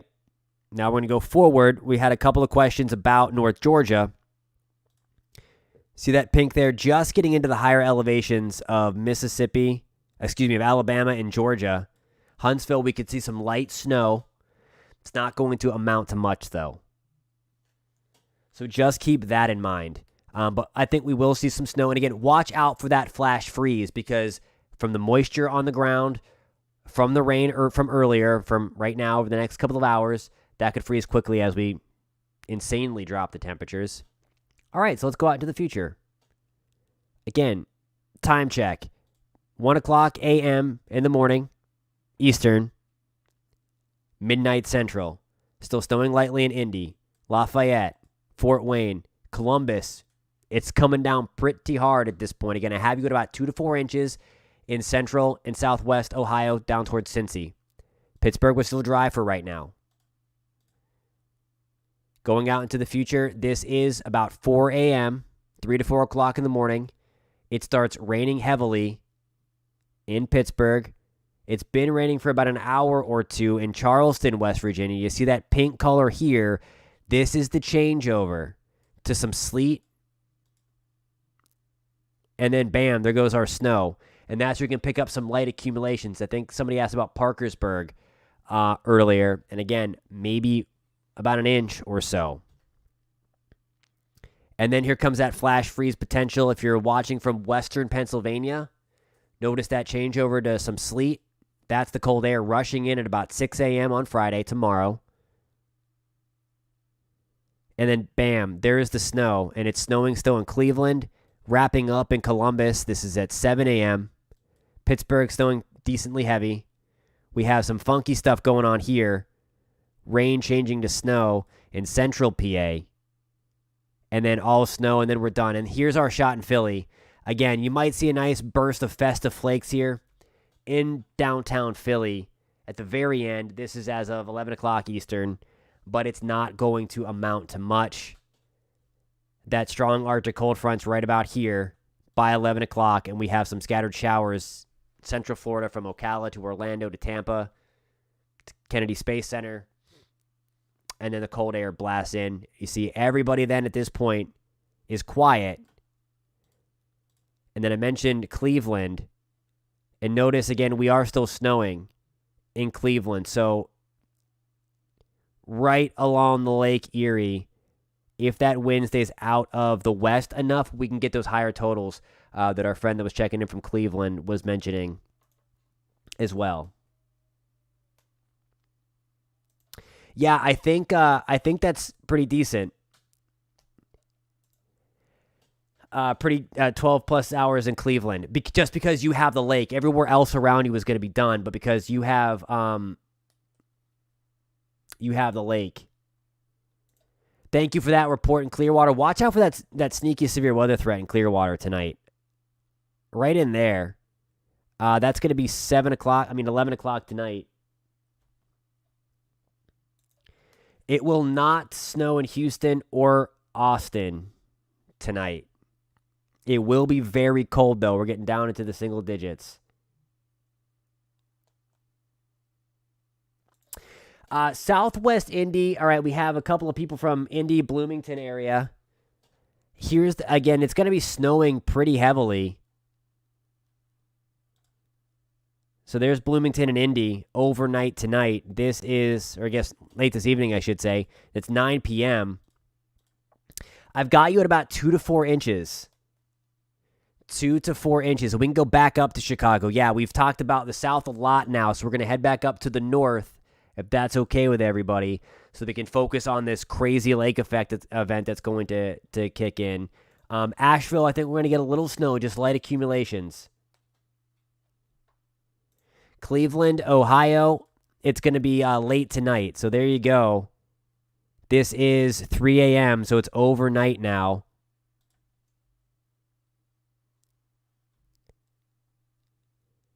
And then there's some of those crazy totals. So again, could get north of 8 inches just right along the lake. There you go. There's that front. Knoxville, Tennessee, you can get up to an inch. There's actually the snow map there. Panhandle of West Virginia, what's going on?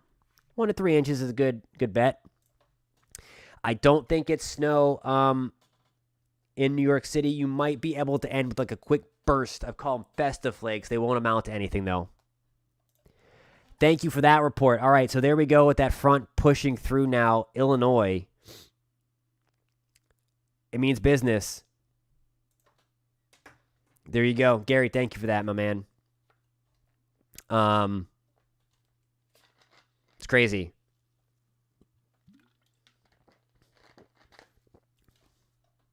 Thank you. I appreciate that. Really appreciate that. And thank you again for everybody for tuning in. Again, if you're finding this helpful, if you're enjoying the conversation we are having, and I'm sorry again if I've missed some of the comments. There's a lot coming in, and I really appreciate that. If you like talking and tracking the weather, you travel a lot, we'd love to have you on board. If you're enjoying this, please hit the thumbs up button. And if you want to be a part of this weather community, please subscribe. We would love to have you.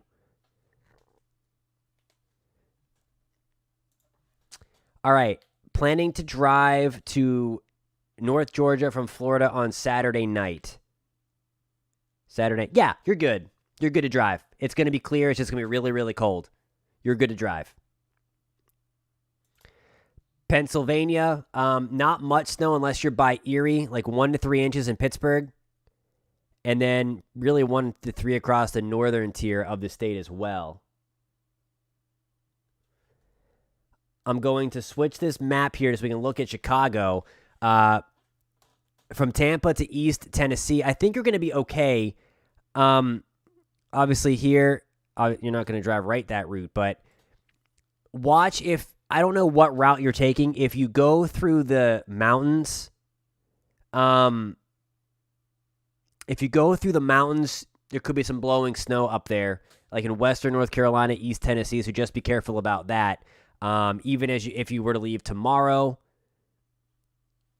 and Saturday is the better day to do that because then you're going to at least miss the stuff that's falling from the sky. Steven Mitz, thank you so much for that report. 60, that's crazy. Minus 60. Negative 40 and negative 30. It's insane. It's so cold up there. Knoxville, we're clear right now. Well, we could get up to an inch of snow. We'll see some flakes tonight. All right, keep on saying we're going to go back up to the Great Lakes, so bear with me. I'm going to pull that up. All right, so here we go.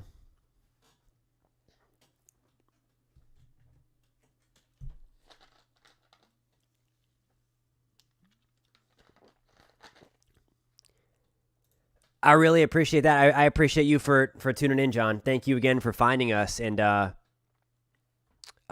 like I said, we talk and track all things weather. So if you do like talking about the weather, and I love getting your reports too, like getting that report of 60 below or getting a report about the temperature drop. That's what I love to see across the country and how this is impacting everybody in real time. We're sitting here in front of the computer kind of showing you what's going on, but to get those real life reports, it's awesome. So again, we would love to have you on board in this now growing weather community. Thank you to all of the new subscribers that have found us over the last couple of days.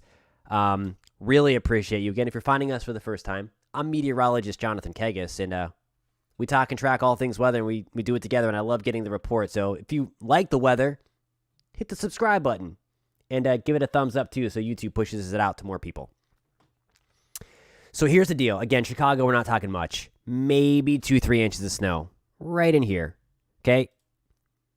Game on, Western Michigan, tons of snow. The lake is going to help us out. There's that 30-inch bullseye there right around Buffalo. UP of Michigan, crushed. Thank you so much. Oh, yeah. I was talking to somebody from the peninsula yesterday in the same spot. We were literally having this conversation. It's going to be a crazy storm because then you're going to have the 40 to 50 mile per hour winds. Ohio, just north of Columbus. I think this model is coming in just a little hot. I think you do have the potential for 3 to 6. I think 6 will be on the high end, though, but I think 3 to 6 is an okay bet there. I think I officially had you in the 2 to 4 for my forecast from the other night.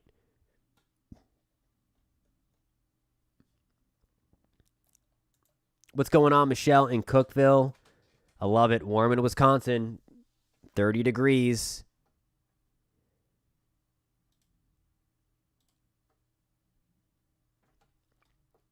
Yeah, Newark, New Jersey is just getting rain. But, gosh, a sprinkle was shut down that airport. At least jammed things up. So, Illinois is not going to get that much snow. I mean, 2 to 4 inches is a good bet for most of the state. So, here's my thing to that, Mark. I don't think this is blown out of proportion. I don't think it was, because the winds are going to be the big part of this. Now, I will say the snow totals have come down, and there's a reason meteorologically for that. The coming together of two systems where the moisture isn't happening on the early side. It's happening a little bit later, and that's one of the reasons why the wind is going to ramp up more in the Great Lakes. But this is going to be terrible to drive anywhere from Michigan to northern Indiana into this area. And then certainly the UP, like this is going to be nasty. And then even down through southern Indiana, we're going to get blowing snow. So yeah, and that's the important part. I think a lot of times, and rightfully so, the snow is going to be a huge component of this. But on the more widespread scale, we have the winds. And while we're talking about those winds, here's again the wind gusts, and this is what we're kind of talking about. So all of this orange here that you see on the screen, the numbers might be a little small. But everywhere north of here is greater than 45 miles an hour wind gusts, 40 to 50 mile per hour gusts. And then everywhere down here is about 30 to 40. Right along Lake Erie, we're talking 60 to maybe 75 mile per hour winds. And then same thing in the mountains of West Virginia. If you have to drive into this area, and then the Laurel Highlands, 50 to 60 mile per hour wind. So again, the wind is no joke. And then it's the cold. You can see the spiral here of the low just blowing up. And it's right here where the winds are calm. The winds are normally the calmest, like towards the center. There's the low. And then you just have those winds blasting over the lakes. And when we're talking 20 to maybe 30-foot waves.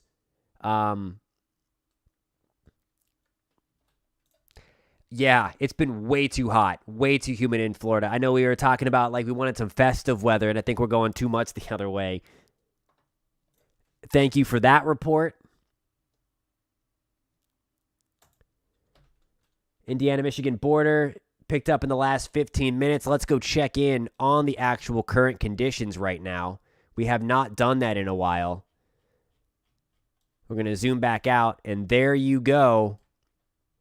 So somebody mentioned about Kokomo, Indiana. We are getting the rain. Same for us in Indy, but look at this. We're close. We are close to the changeover in Indy. You see that white there showing up. We have some snow just down I-70 on the west side of the metro.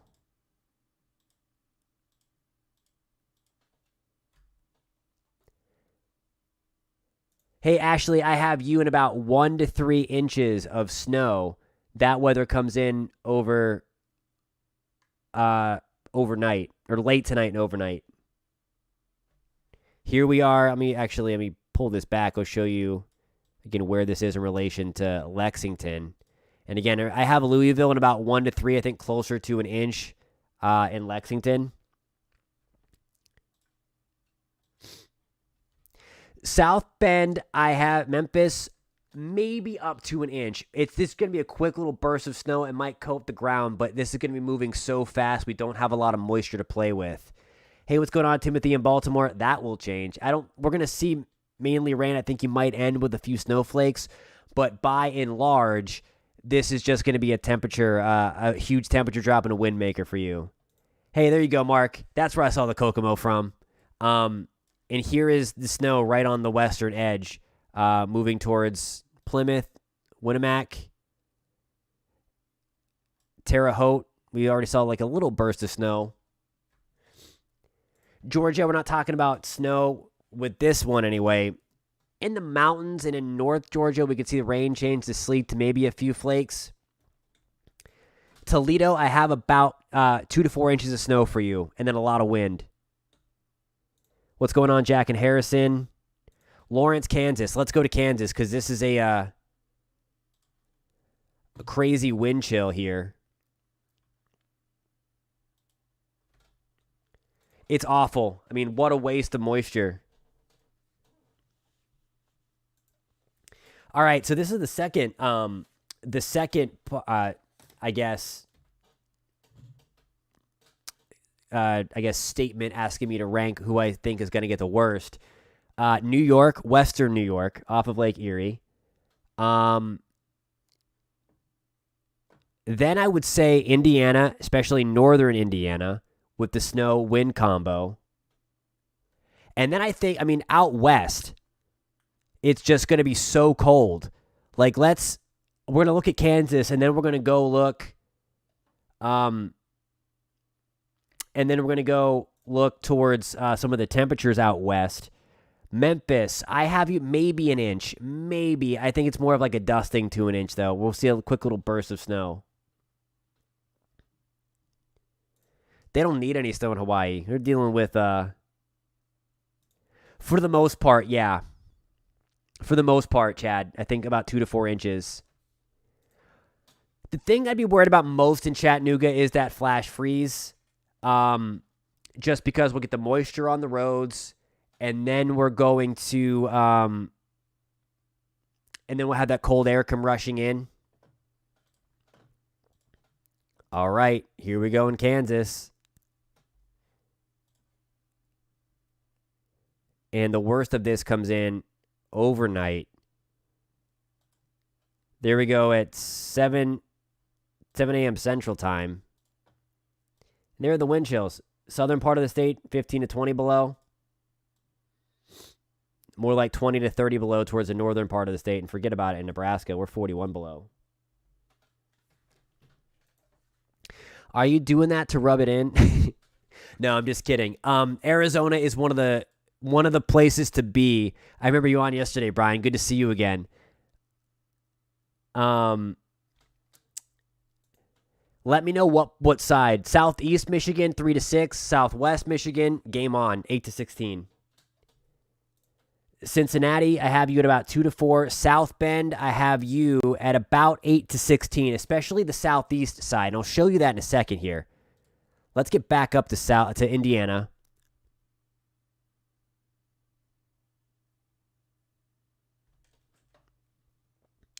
Oh, yeah, and I don't even know who the heck is forecasting any accumulation for New Jersey.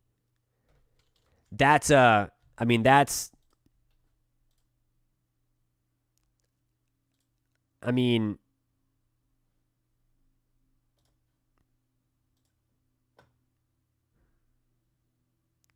it is. There's the heavy rain right now. There's our break, and then there you go. Again, you'll see some snow in North New Jersey. Like, it's going to be probably those big pancake flakes mixing in with rain and sleet. It's going to be that garbage stuff, though. It just doesn't... It's just not pretty. Hey, Joseph, what's going on in Wisconsin? No, unfortunately not. No snow for Texas.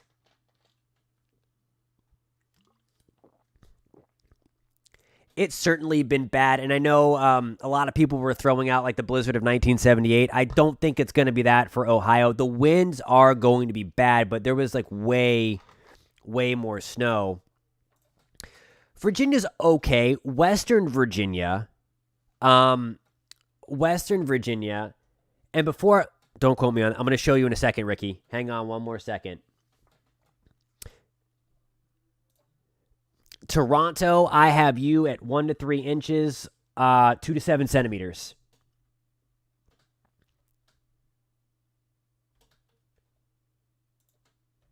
Great advice there.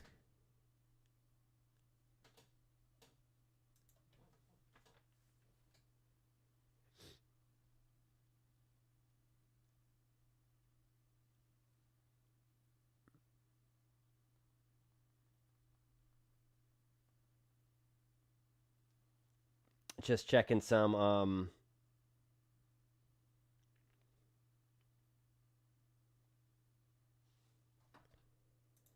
About 1 to 3 feet, Timothy.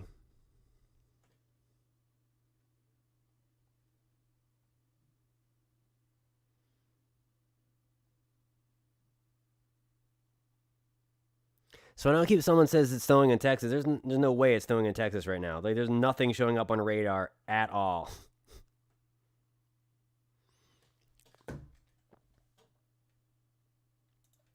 That's crazy. So that's what I was gonna get into about the top five. We also have the craziness in there too. In Windsor, I've got you at about I have Montreal in 8 to 12, 20 to 30 centimeters. And then Ottawa, I have about 6 to 10. That's the three cities I specifically looked at in Canada very, very closely at about 17 to 25 centimeters in Ottawa. Please do. What part of Texas are you in? That's when you know that it is going to be bad. When Quick Trip is out of cheese and beer. Crazy.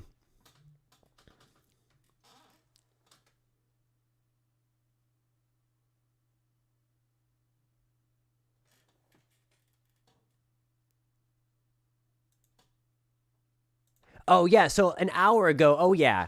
I was talking about like right now. I mean, an hour ago, for sure. For sure. In North. I was just right now, I didn't see anything popping up on radar. But no. That was in the forecast. Like North Texas would see some of that stuff. I never understand that.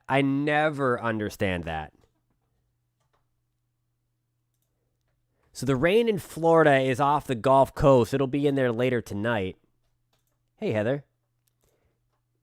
St. Louis, we are pretty much done. Now the wind is going to crank up. So that's what we're going to be watching, the wind and then the cold. Let me get real quick back to South Bend. I promised a check on South Bend. Because it's going to be really, really tight for those really big totals in South Bend. I just need to find the Illinois.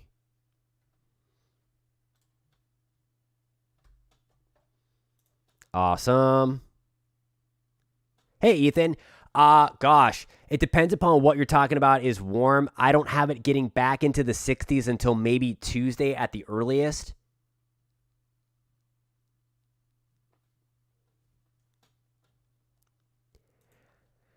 Northern Alabama, we are going to see.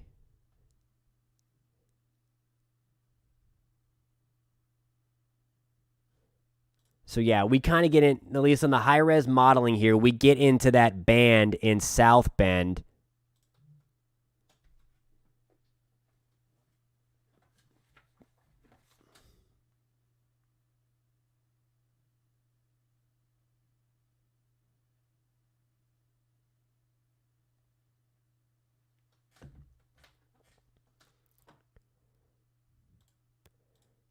All right, let's look at the snowfall forecast here.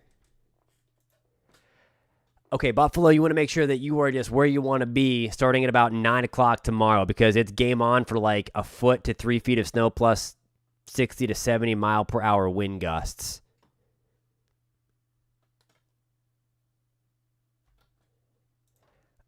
I have you in about 2 to 4 inches of snow in Detroit. You might be able to get a little bit more, but I think 2 to 4 inches is a good bet right now. Hey, thanks for the subscription, man, in South Bend. We're going to take a close look at you right now, actually. I get sidetracked really, really easy.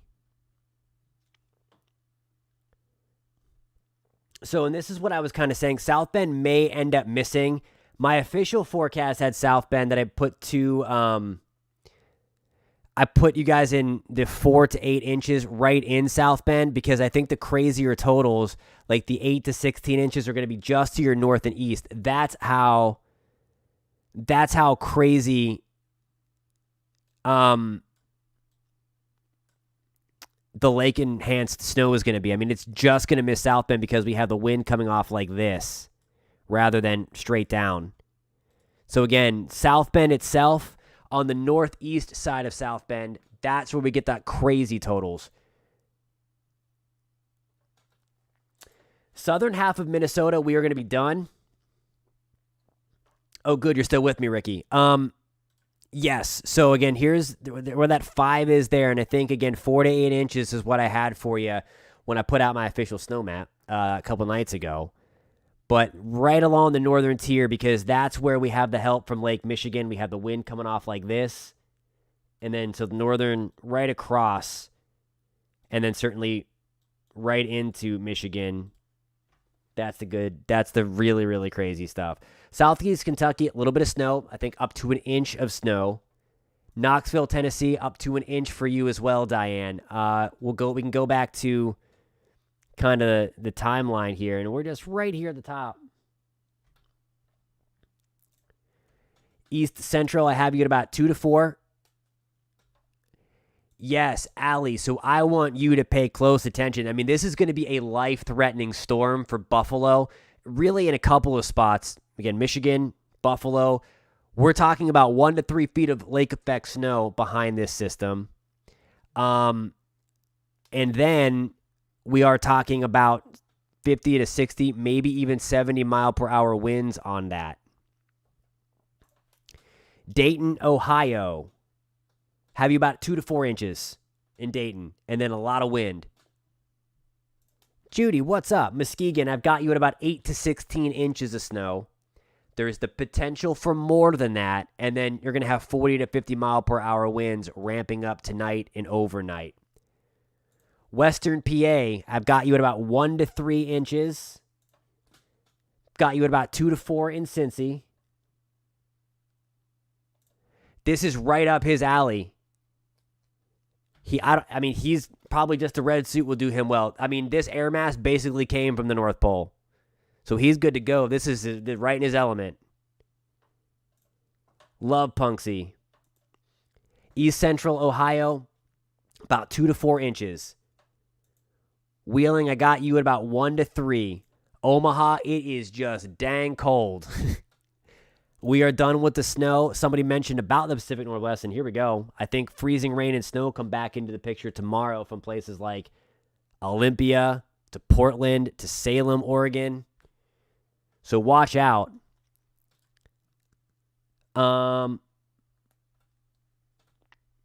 Yeah, into Wheeling. Maybe some of the higher elevations of West Virginia can get up to maybe 2 to 3. But I got you essentially in 1 to 3 as that comes through. Hey, I appreciate that, my man. Thank you so much for hopping on board with us. And I thank you for the reports. Thank you for letting us know that it's in the 60s. It is going to change. Valerie, just got a warning on a phone from Washington State. All right, so we're going to go back to that, and I'll show you probably why. So this comes in late tonight.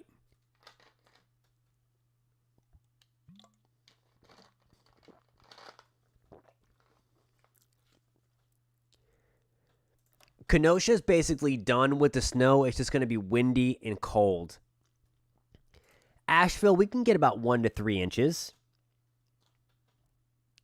We'll get about 0 inches, but we are going to fall to the freezing mark or a couple of notches below by Saturday morning.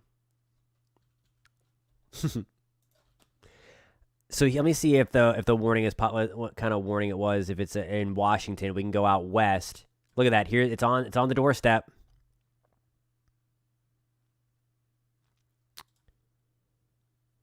South Bend, we're right on the line. It's going to change over very, very quickly. Same thing for Knox, Lafayette. We have a little more snow. Again, this is one of the things that I was talking about, why I'm not too on the crazy snow train. Again, I was a little low on my totals. Newcastle, love it. I'm from the Pittsburgh area. So be careful. Again, it's going to be really nasty in Pittsburgh tomorrow morning in the Pittsburgh area into Newcastle. Flash freeze potential is going to be there. And then there's going to be a round of snow and then the cold and wind. So make sure you bundle up if you are heading there. Kalamazoo, we're almost into the rain. Grand Rapids in the Muskegon area, reports there of the snow coming down. Valerie, we're going to check in on Washington. We're going cross country now.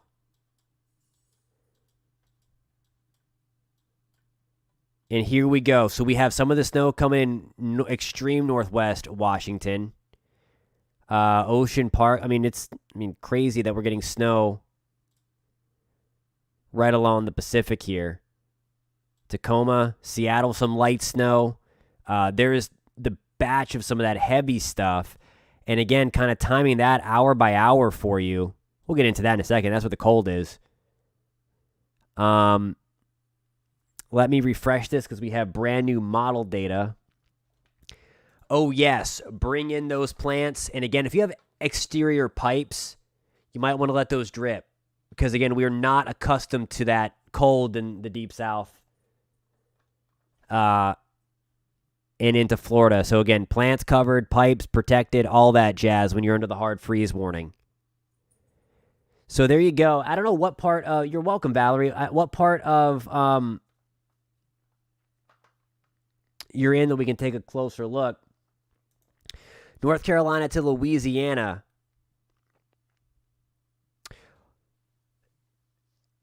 It's going to be windy. There could be some icy spots on the road. That's really the only spot, just some slick spots because of that flash freeze from the rain, just freezing over.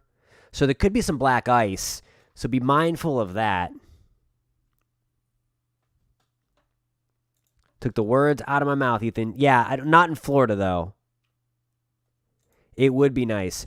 Oh, yeah, those hard freeze warnings go way to the Gulf of Mexico. It's a rarity to see, but it happens. Good advice there. So that some of that snow that we are seeing here in Washington changes over to freezing rain. So this is now 1 o'clock in the morning Eastern, so we're at -3. Of course, this is about 9 o'clock at night. That snow is changing over to some ice in Olympia. Why is my telestration so thick? Portland, we have freezing rain. Salem, freezing rain. So that must be some of where those alerts are coming in from. Seattle, snow. Again, we're going to have a white Christmas. Going forward, then it just kind of turns into a nasty rain. And then that pushes into Spokane. We get the snow. I have you at about 2 to 4 inches in Indianapolis. But then we're talking about 40 to 50 mile per hour wind gust. And same for the Midwest. Now it's just the cold. And I say just the cold. Just the cold, air quotes. Because in the blowing snow, we are under blizzard warnings, okay? That's the other thing that I want to point out is that we have blizzard warnings in effect, not for anything falling. This is what's on the ground already going to be blowing around. So again, East Montana and to the extreme northeast corner of Wyoming, through most of South Dakota, and through a big chunk of Iowa, into western Wisconsin, St. Paul. Blizzard warnings just because of the snow that's already on the ground and it's going to blow around and be cold. So again, be careful if you're driving anywhere from Wisconsin to Iowa, even Nebraska. We're not under any warnings, but snow could blow around. Tomorrow morning in western PA, Joyce, and that's where I'm from, and I'm heading back there in a couple of days. But western PA, here's the Midwest real quick. Someone asked about the Midwest and really northern plains and parts of the Midwest. Look at these wind chills. Somebody asked about southern Minnesota. This is the dangerous part of this. And again, if you've been with me long enough in this channel, and I've only been on here for 6 months, and I appreciate everybody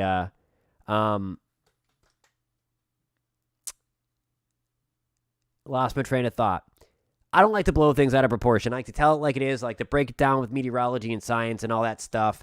But you don't want to be caught out on the roads when you have the wind chill 30, 40, 50 degrees below zero in southern Minnesota, where we do have those blizzard warnings for again, a ground blizzard. Somebody mentioned about Montana getting hit again. We are post-Christmas or during Christmas. Yep.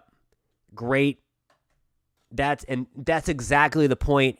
Just from an outside perspective looking in, it's, when you look at the snow totals, at least through most of this event, it's like, 1 to 2 inches, 2 to 4 inches, it's not that bad. It's not. But when it blows around, I mean, it's like Han Solo, Millennium Falcon stuff when you're driving through and coming at your windshield like that. So please be careful. No, so it's not going to get more intense in terms of the snow coming. One of the reasons why it's so underwhelming, and we kind of talked about this yesterday, and I was surprised that there were still some very high snow totals being forecast. It's because of what's going on here. Let me back this out and go back to the east.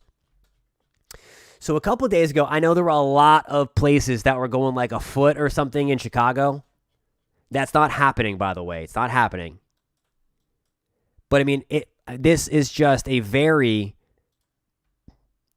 moisture starved. It's a clipper system.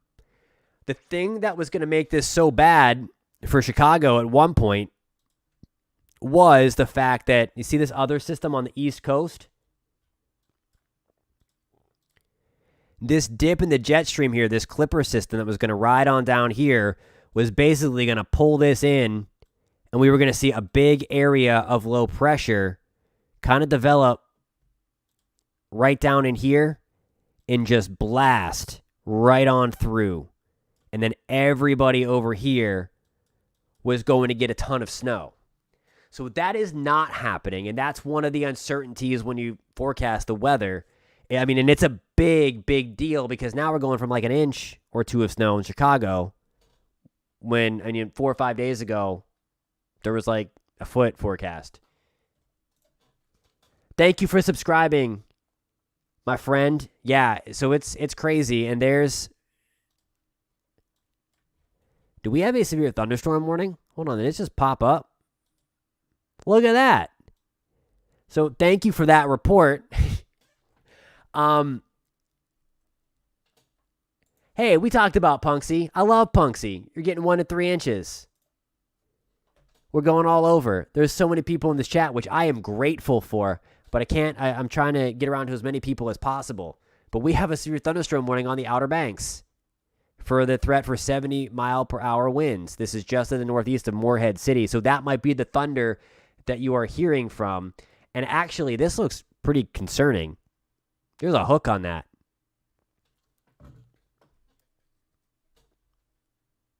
Let's check this out real quick.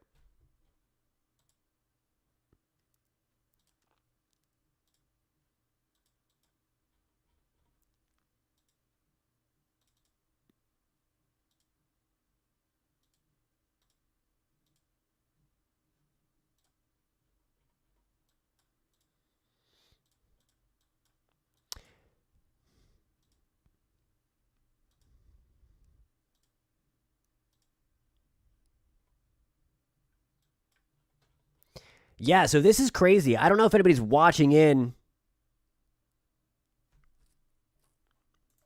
Hey, thanks, Melinda. I appreciate that. So I did do some work for you this morning because I had a couple of people on here from Ottawa last night. So I've got you at 6 to 10 inches, also known as 17 to 25 centimeters of snow for you in Ottawa. Thank you for that report. Okay, so I'm glad someone was paying attention to it. But yeah, I mean, there's a tornado vortex signature on that. Here are the Outer Banks. Let me change my color now that we're... Here are the Outer Banks. I want blue. And then right here is your tornado vortex signature. So there's a water spout there. I can almost confirm that without even seeing that. That is a very tight couplet. You got it, Melinda. I appreciate you tuning in. My mouse just fell. Stand by. Got it. Good thing I'm still old school with one of my mouses and I can just wheel it back up. Oh, man, we are really cranking this out.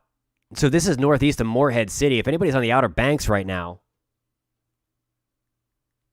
yikes, that's a nasty one. That could come ashore. So we're going to watch that. We'll keep a close eye on that. Niagara Falls, New York.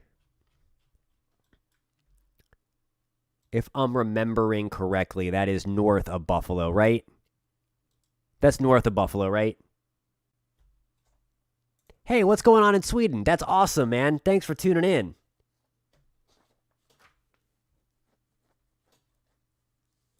Sorry, I've neglected Connecticut. We'll take a look. It's just going to be a cold rain, though. Maybe a burst of snow at the end. It's not really going to amount to much. Okay, perfect. I'm a little disoriented now. I need some more caffeine. But I was saying, I've been to Niagara Falls many times, and I thought I remember driving through Buffalo. So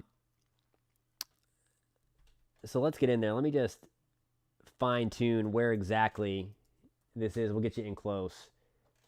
Because north of Buffalo is definitely going to be worse than south this time, where like Orchard Park got nailed last time. I think it's going to be more north. Yeah. Yeah, so you're getting like 60 to 70 mile per hour winds. Okay. Gosh, it's going to be so close. So I'm rapid firing through my millions of tabs that I have open here because I know I have New York zoomed in. There we go. So we since have an update. And I believe Niagara Falls is right about. So, okay, this update has you like at 3 inches. But, I mean, there's Buffalo in 30. There's like 32, 33 right in here. And then there's like 3 inches. You are going to be so close to the cusp. You might be able to get one of those cool pictures of like you can see basically like the thunderstorms of the Lake Effect snow band like right down the road. It's going to be really, really close, my man. It's going to be so hard.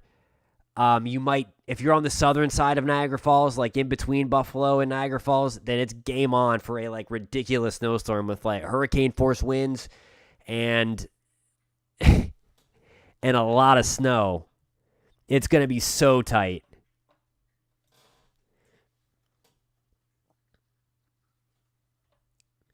You got it, Seth. I can, Robert. Give me 1 second. We're going to go to Connecticut since we're kind of out this way.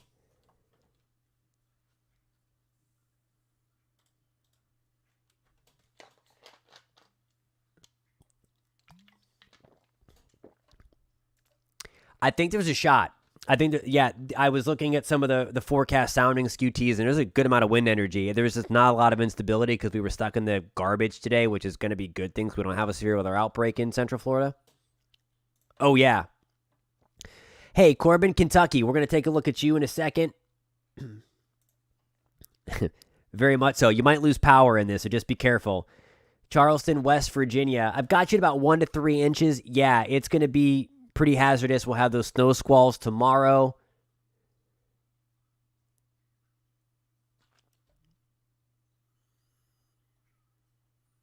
There is not going to be heavy snow in Connecticut. So here's the forecast for some snow. Let me get out to the northeast.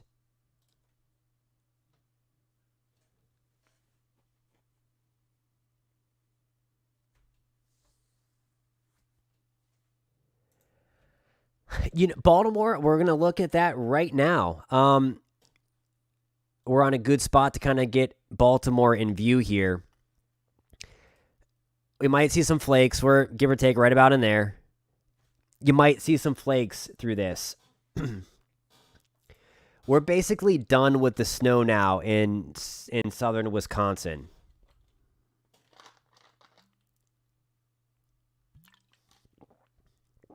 Yes, it does. Lake Erie is a crazy thing. The blizzard is going to ramp up tonight. That's when we'll start to get blizzard conditions.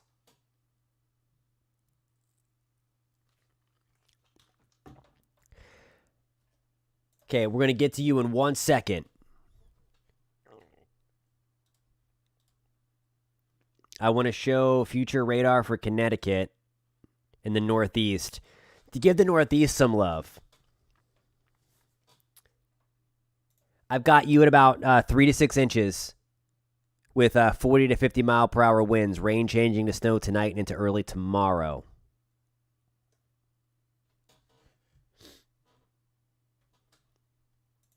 You're right. I know. I got to stop drinking that. You're right. I used to drink Coke Zero. I don't know why I got Diet Coke. That's a good question.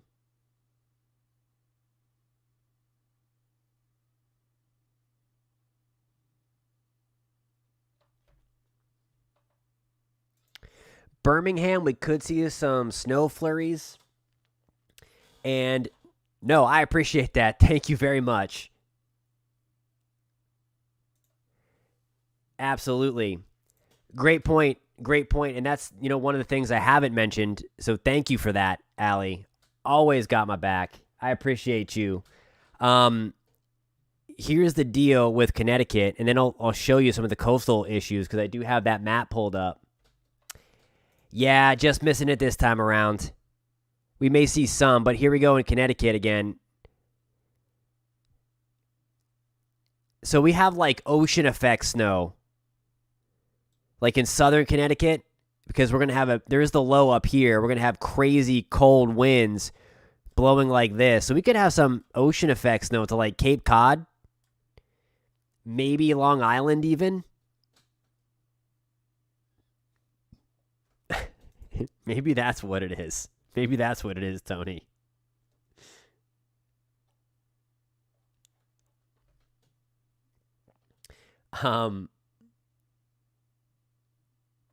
Lexington got you in about an inch or so, Pamela. It's still going to be cold for you, Roxanne. Wind chills in the single digits, and depending upon what part, if you're like in the Panhandle, it's going to be below 0.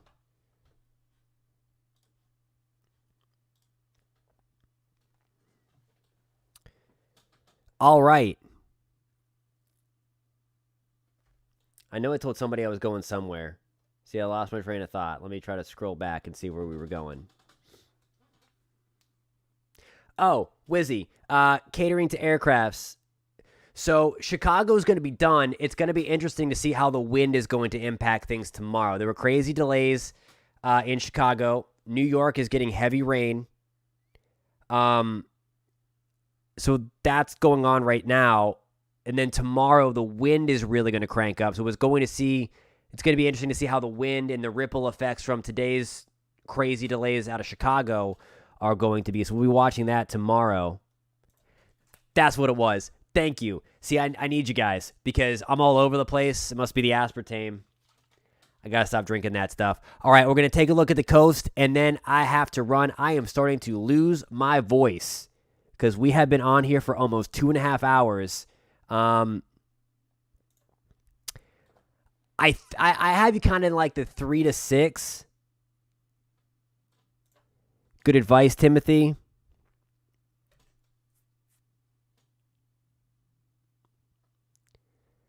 Just a lot of cold and blowing snow. You got it, Valerie. I appreciate you for tuning in.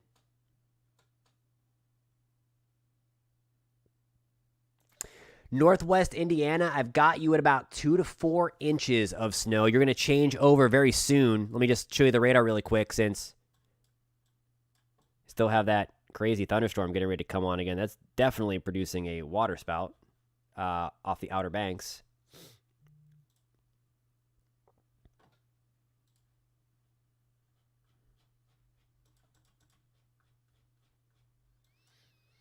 Such a slow scroll out. So here we go. Hebron, Knox. I mean, again, this is why I don't think we're going to get a ton of snow. We're going to be helped by the lake in western Michigan.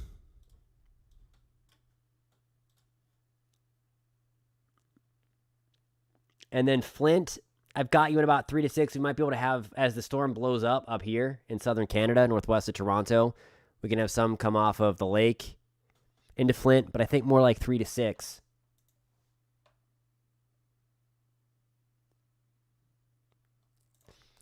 I don't think so, Gary.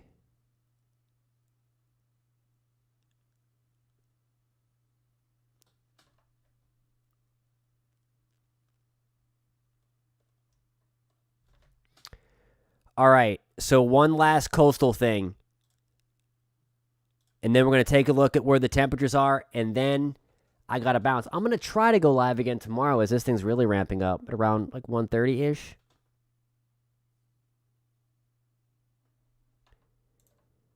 Mason where? Mike, if you can tell me what state.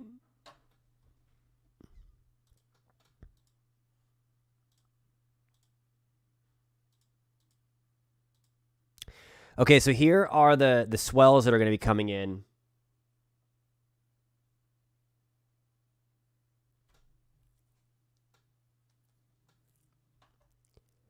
Oh, yeah, and that's because of that phase issue that I was talking about just a second ago. Yeah, that's why it's kind of inappropriate to put out forecasts like that far out, because things like that can change. Yes, I can do that. I can do that as well for you. Thanks, Teresa. Let's go to Corbin.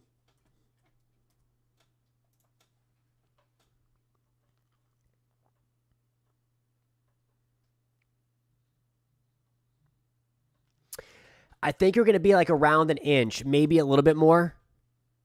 And Corbin, I'll bring up that snow map. While I'm on the waves, though, we're going to have some nasty swells coming in. Again, some beach erosion, coast erosion, Long Island, into Rhode Island, Cape Cod. You see that, 20, 30-foot waves out here. Then also off of the coast of Maine.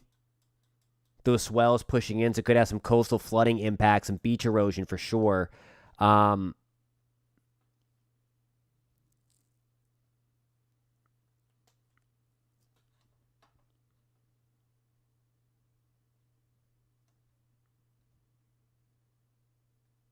Oh, south of Lansing. Okay.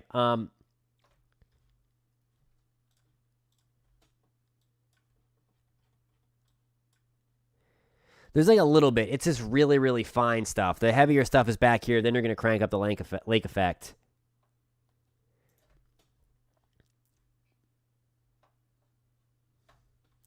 So here's what I'm going to do.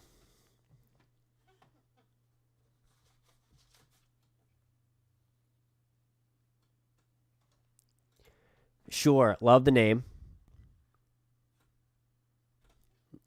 I'm going to make a list so I stay to this, because I'm going to end up killing my voice. You're like 1 to 3 feet with hurricane force winds tomorrow.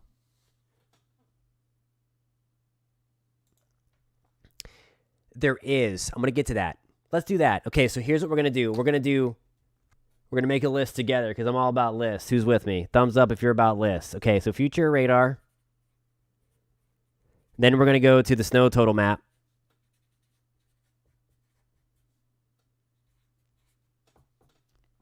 And that'll be that.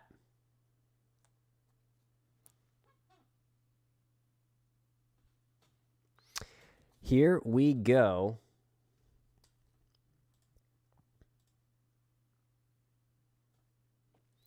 So here is the future radar.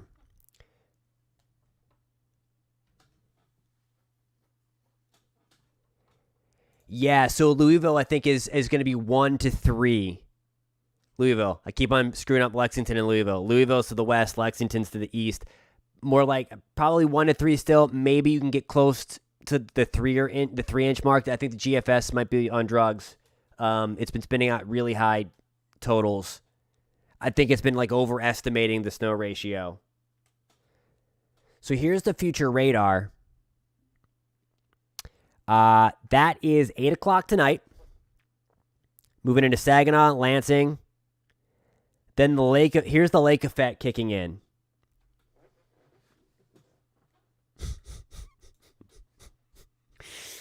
Oh my gosh, I love it.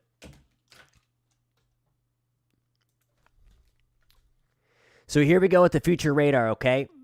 And this is going to cover from Louisville to Lexington to Harrisburg to the northeast. So we still have that heavy slug of rain. There's that heavy snow. Moving through Lexington. This is all done. Then the wind kicks in by tomorrow. This is 5 a.m. now. And the lake effect machine is in full swing in Michigan. This is all lake effect. right now.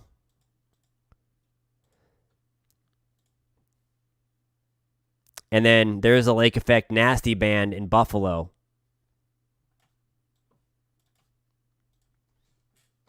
And then the winds crank up. I'm going to turn on the snowfall amounts one more time here. At least this is the high res representation here.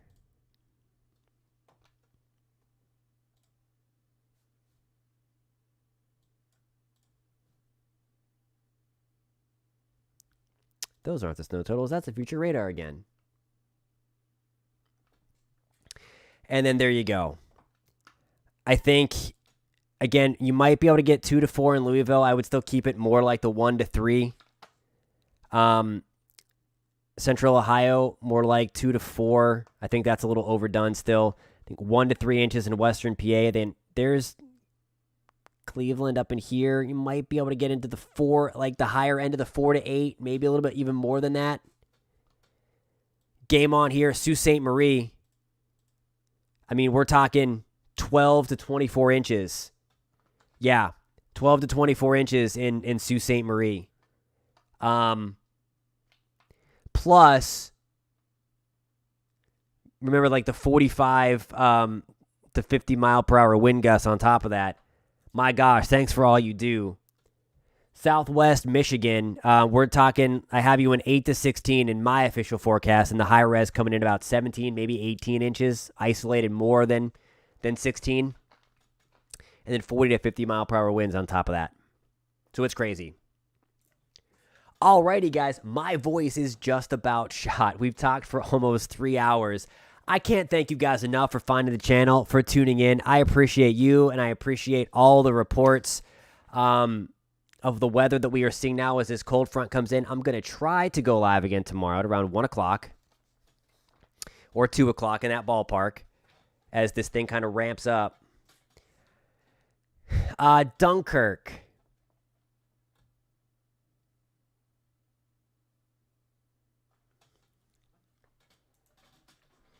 You're not going to get as much as you did last time. That's for sure.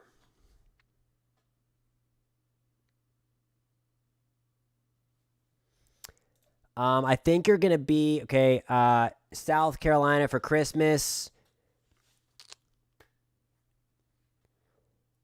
From Atlanta. I think you'll be okay. It's just going to be really, really windy on Friday afternoon. The front's going to pass through Friday morning. And then once the sun comes up, it'll help to dry out the roads. It's going to be really windy. Just watch for a few icy patches. Central Alabama, just really cold. All right, guys. My voice is almost gone. So I just want to say thank you again. We talked for almost 3 hours. I appreciate you guys finding this channel. It's been great meeting everybody. It's been great talking about a bunch of places around the world almost. We had somebody from Sweden. So that's fantastic. Also Brazil. Thank you guys so much. If you enjoy talking about the weather or just knowing what's going on, I'm so glad you found this channel. Please give it a thumbs up. Please consider subscribing if you enjoyed what you saw today and enjoyed the conversation that we have. And that's why I made this channel. I hate the hype. I hate the garbage that's out there on social media. I know a lot were, talking about those snow totals that were crazy. Now they're super low. So thank you guys for tuning in. You make this channel what this is. I'm not sure what the question was, Craig. So if you want to ask that real quick. There's going to be rain around and then the residual effects. All in all, I think Philly's going to be okay. It's just about the residual impacts. Southeast Ohio, I've got you at about 1 to 3 inches of snow and then a lot of wind. Thanks, man, for tuning in. I will. Alrighty, guys, I'm going to try to go live again tomorrow. If you're interested, please hit that subscribe button. If you love talking and tracking the weather and having this conversation, I would love it. I would love you guys to have you on board as we kind of grow this weather community together. Again, you guys make this channel what it is, so I really appreciate you. A lot of fun getting to meet everybody again. And please, everybody that's traveling, stay safe, stay warm. Thank you, Michelle. I appreciate that. Again, thank you, guys. Merry Christmas. Anyone celebrating Hanukkah tonight as well as we're on the 5th night, please enjoy it. And again, be safe, be warm. Stay safe in your travels. And again, just enjoy the holiday weekend. Please travel safely. I appreciate that. And again, ask your question. I'll stick around and answer it. Thanks, man. Thank you, Dan. I appreciate that. I appreciate everybody. All right. I keep on saying I'm going to go. My voice is going to be shot. Hey, I appreciate that, buddy. I don't know if you were asking about the snow in Detroit. I've got you guys at about 3 to 6 inches, though, with those like 40 to 50 mile per hour wind gusts. So sorry if that's what you're asking, and I missed your question. So I apologize. There was like rapid fire questions coming in. So thanks, Craig. I appreciate you. Thanks, James. You got it, Patty. Be safe. Okay, so this is a really fun meteorology question. So I'm going to use the last bit of voice that I have to answer this. All right, so a lot of times we're kind of right in that dead zone. We have those phasing. Real quick, Brooklyn, this is weathermodels.com for the models here. I really like that one. But in terms of why we a lot of times get missed out, we have storms that tend to blow up. Let me show you the radar perspective here because you might be able to see it a little bit more. Pay no attention to the snow that's going on. I'll zoom this back out. But a lot of times it's either like Chicago. We have the dip in the jet stream out here, which sends the low in this direction, pretty much right over Detroit, so that we miss the big snow because the snow does not fall right under the area of low pressure. It always falls to the north and west. So that's where we get the big blizzards through Chicago back in here, or they miss completely and go over Chicago, then blast Minnesota and the Twin Cities, Rochester and western Iowa. Or we have a situation where we could have a clipper coming down like what we do. Wow, the illustration went crazy. That is way too thick. We have a low out here, and then we also have a developing low off the coast that becomes a nor'easter and goes this way, and then blasts the 95 corridor. So we are in a weird area geographically speaking for Detroit. And then, of course, we all know the lake enhances everything in western Detroit. So, I mean, you basically need a low to kind of form out here and then ride this way. And because we have the Appalachian Mountains right there, that's really hard to do.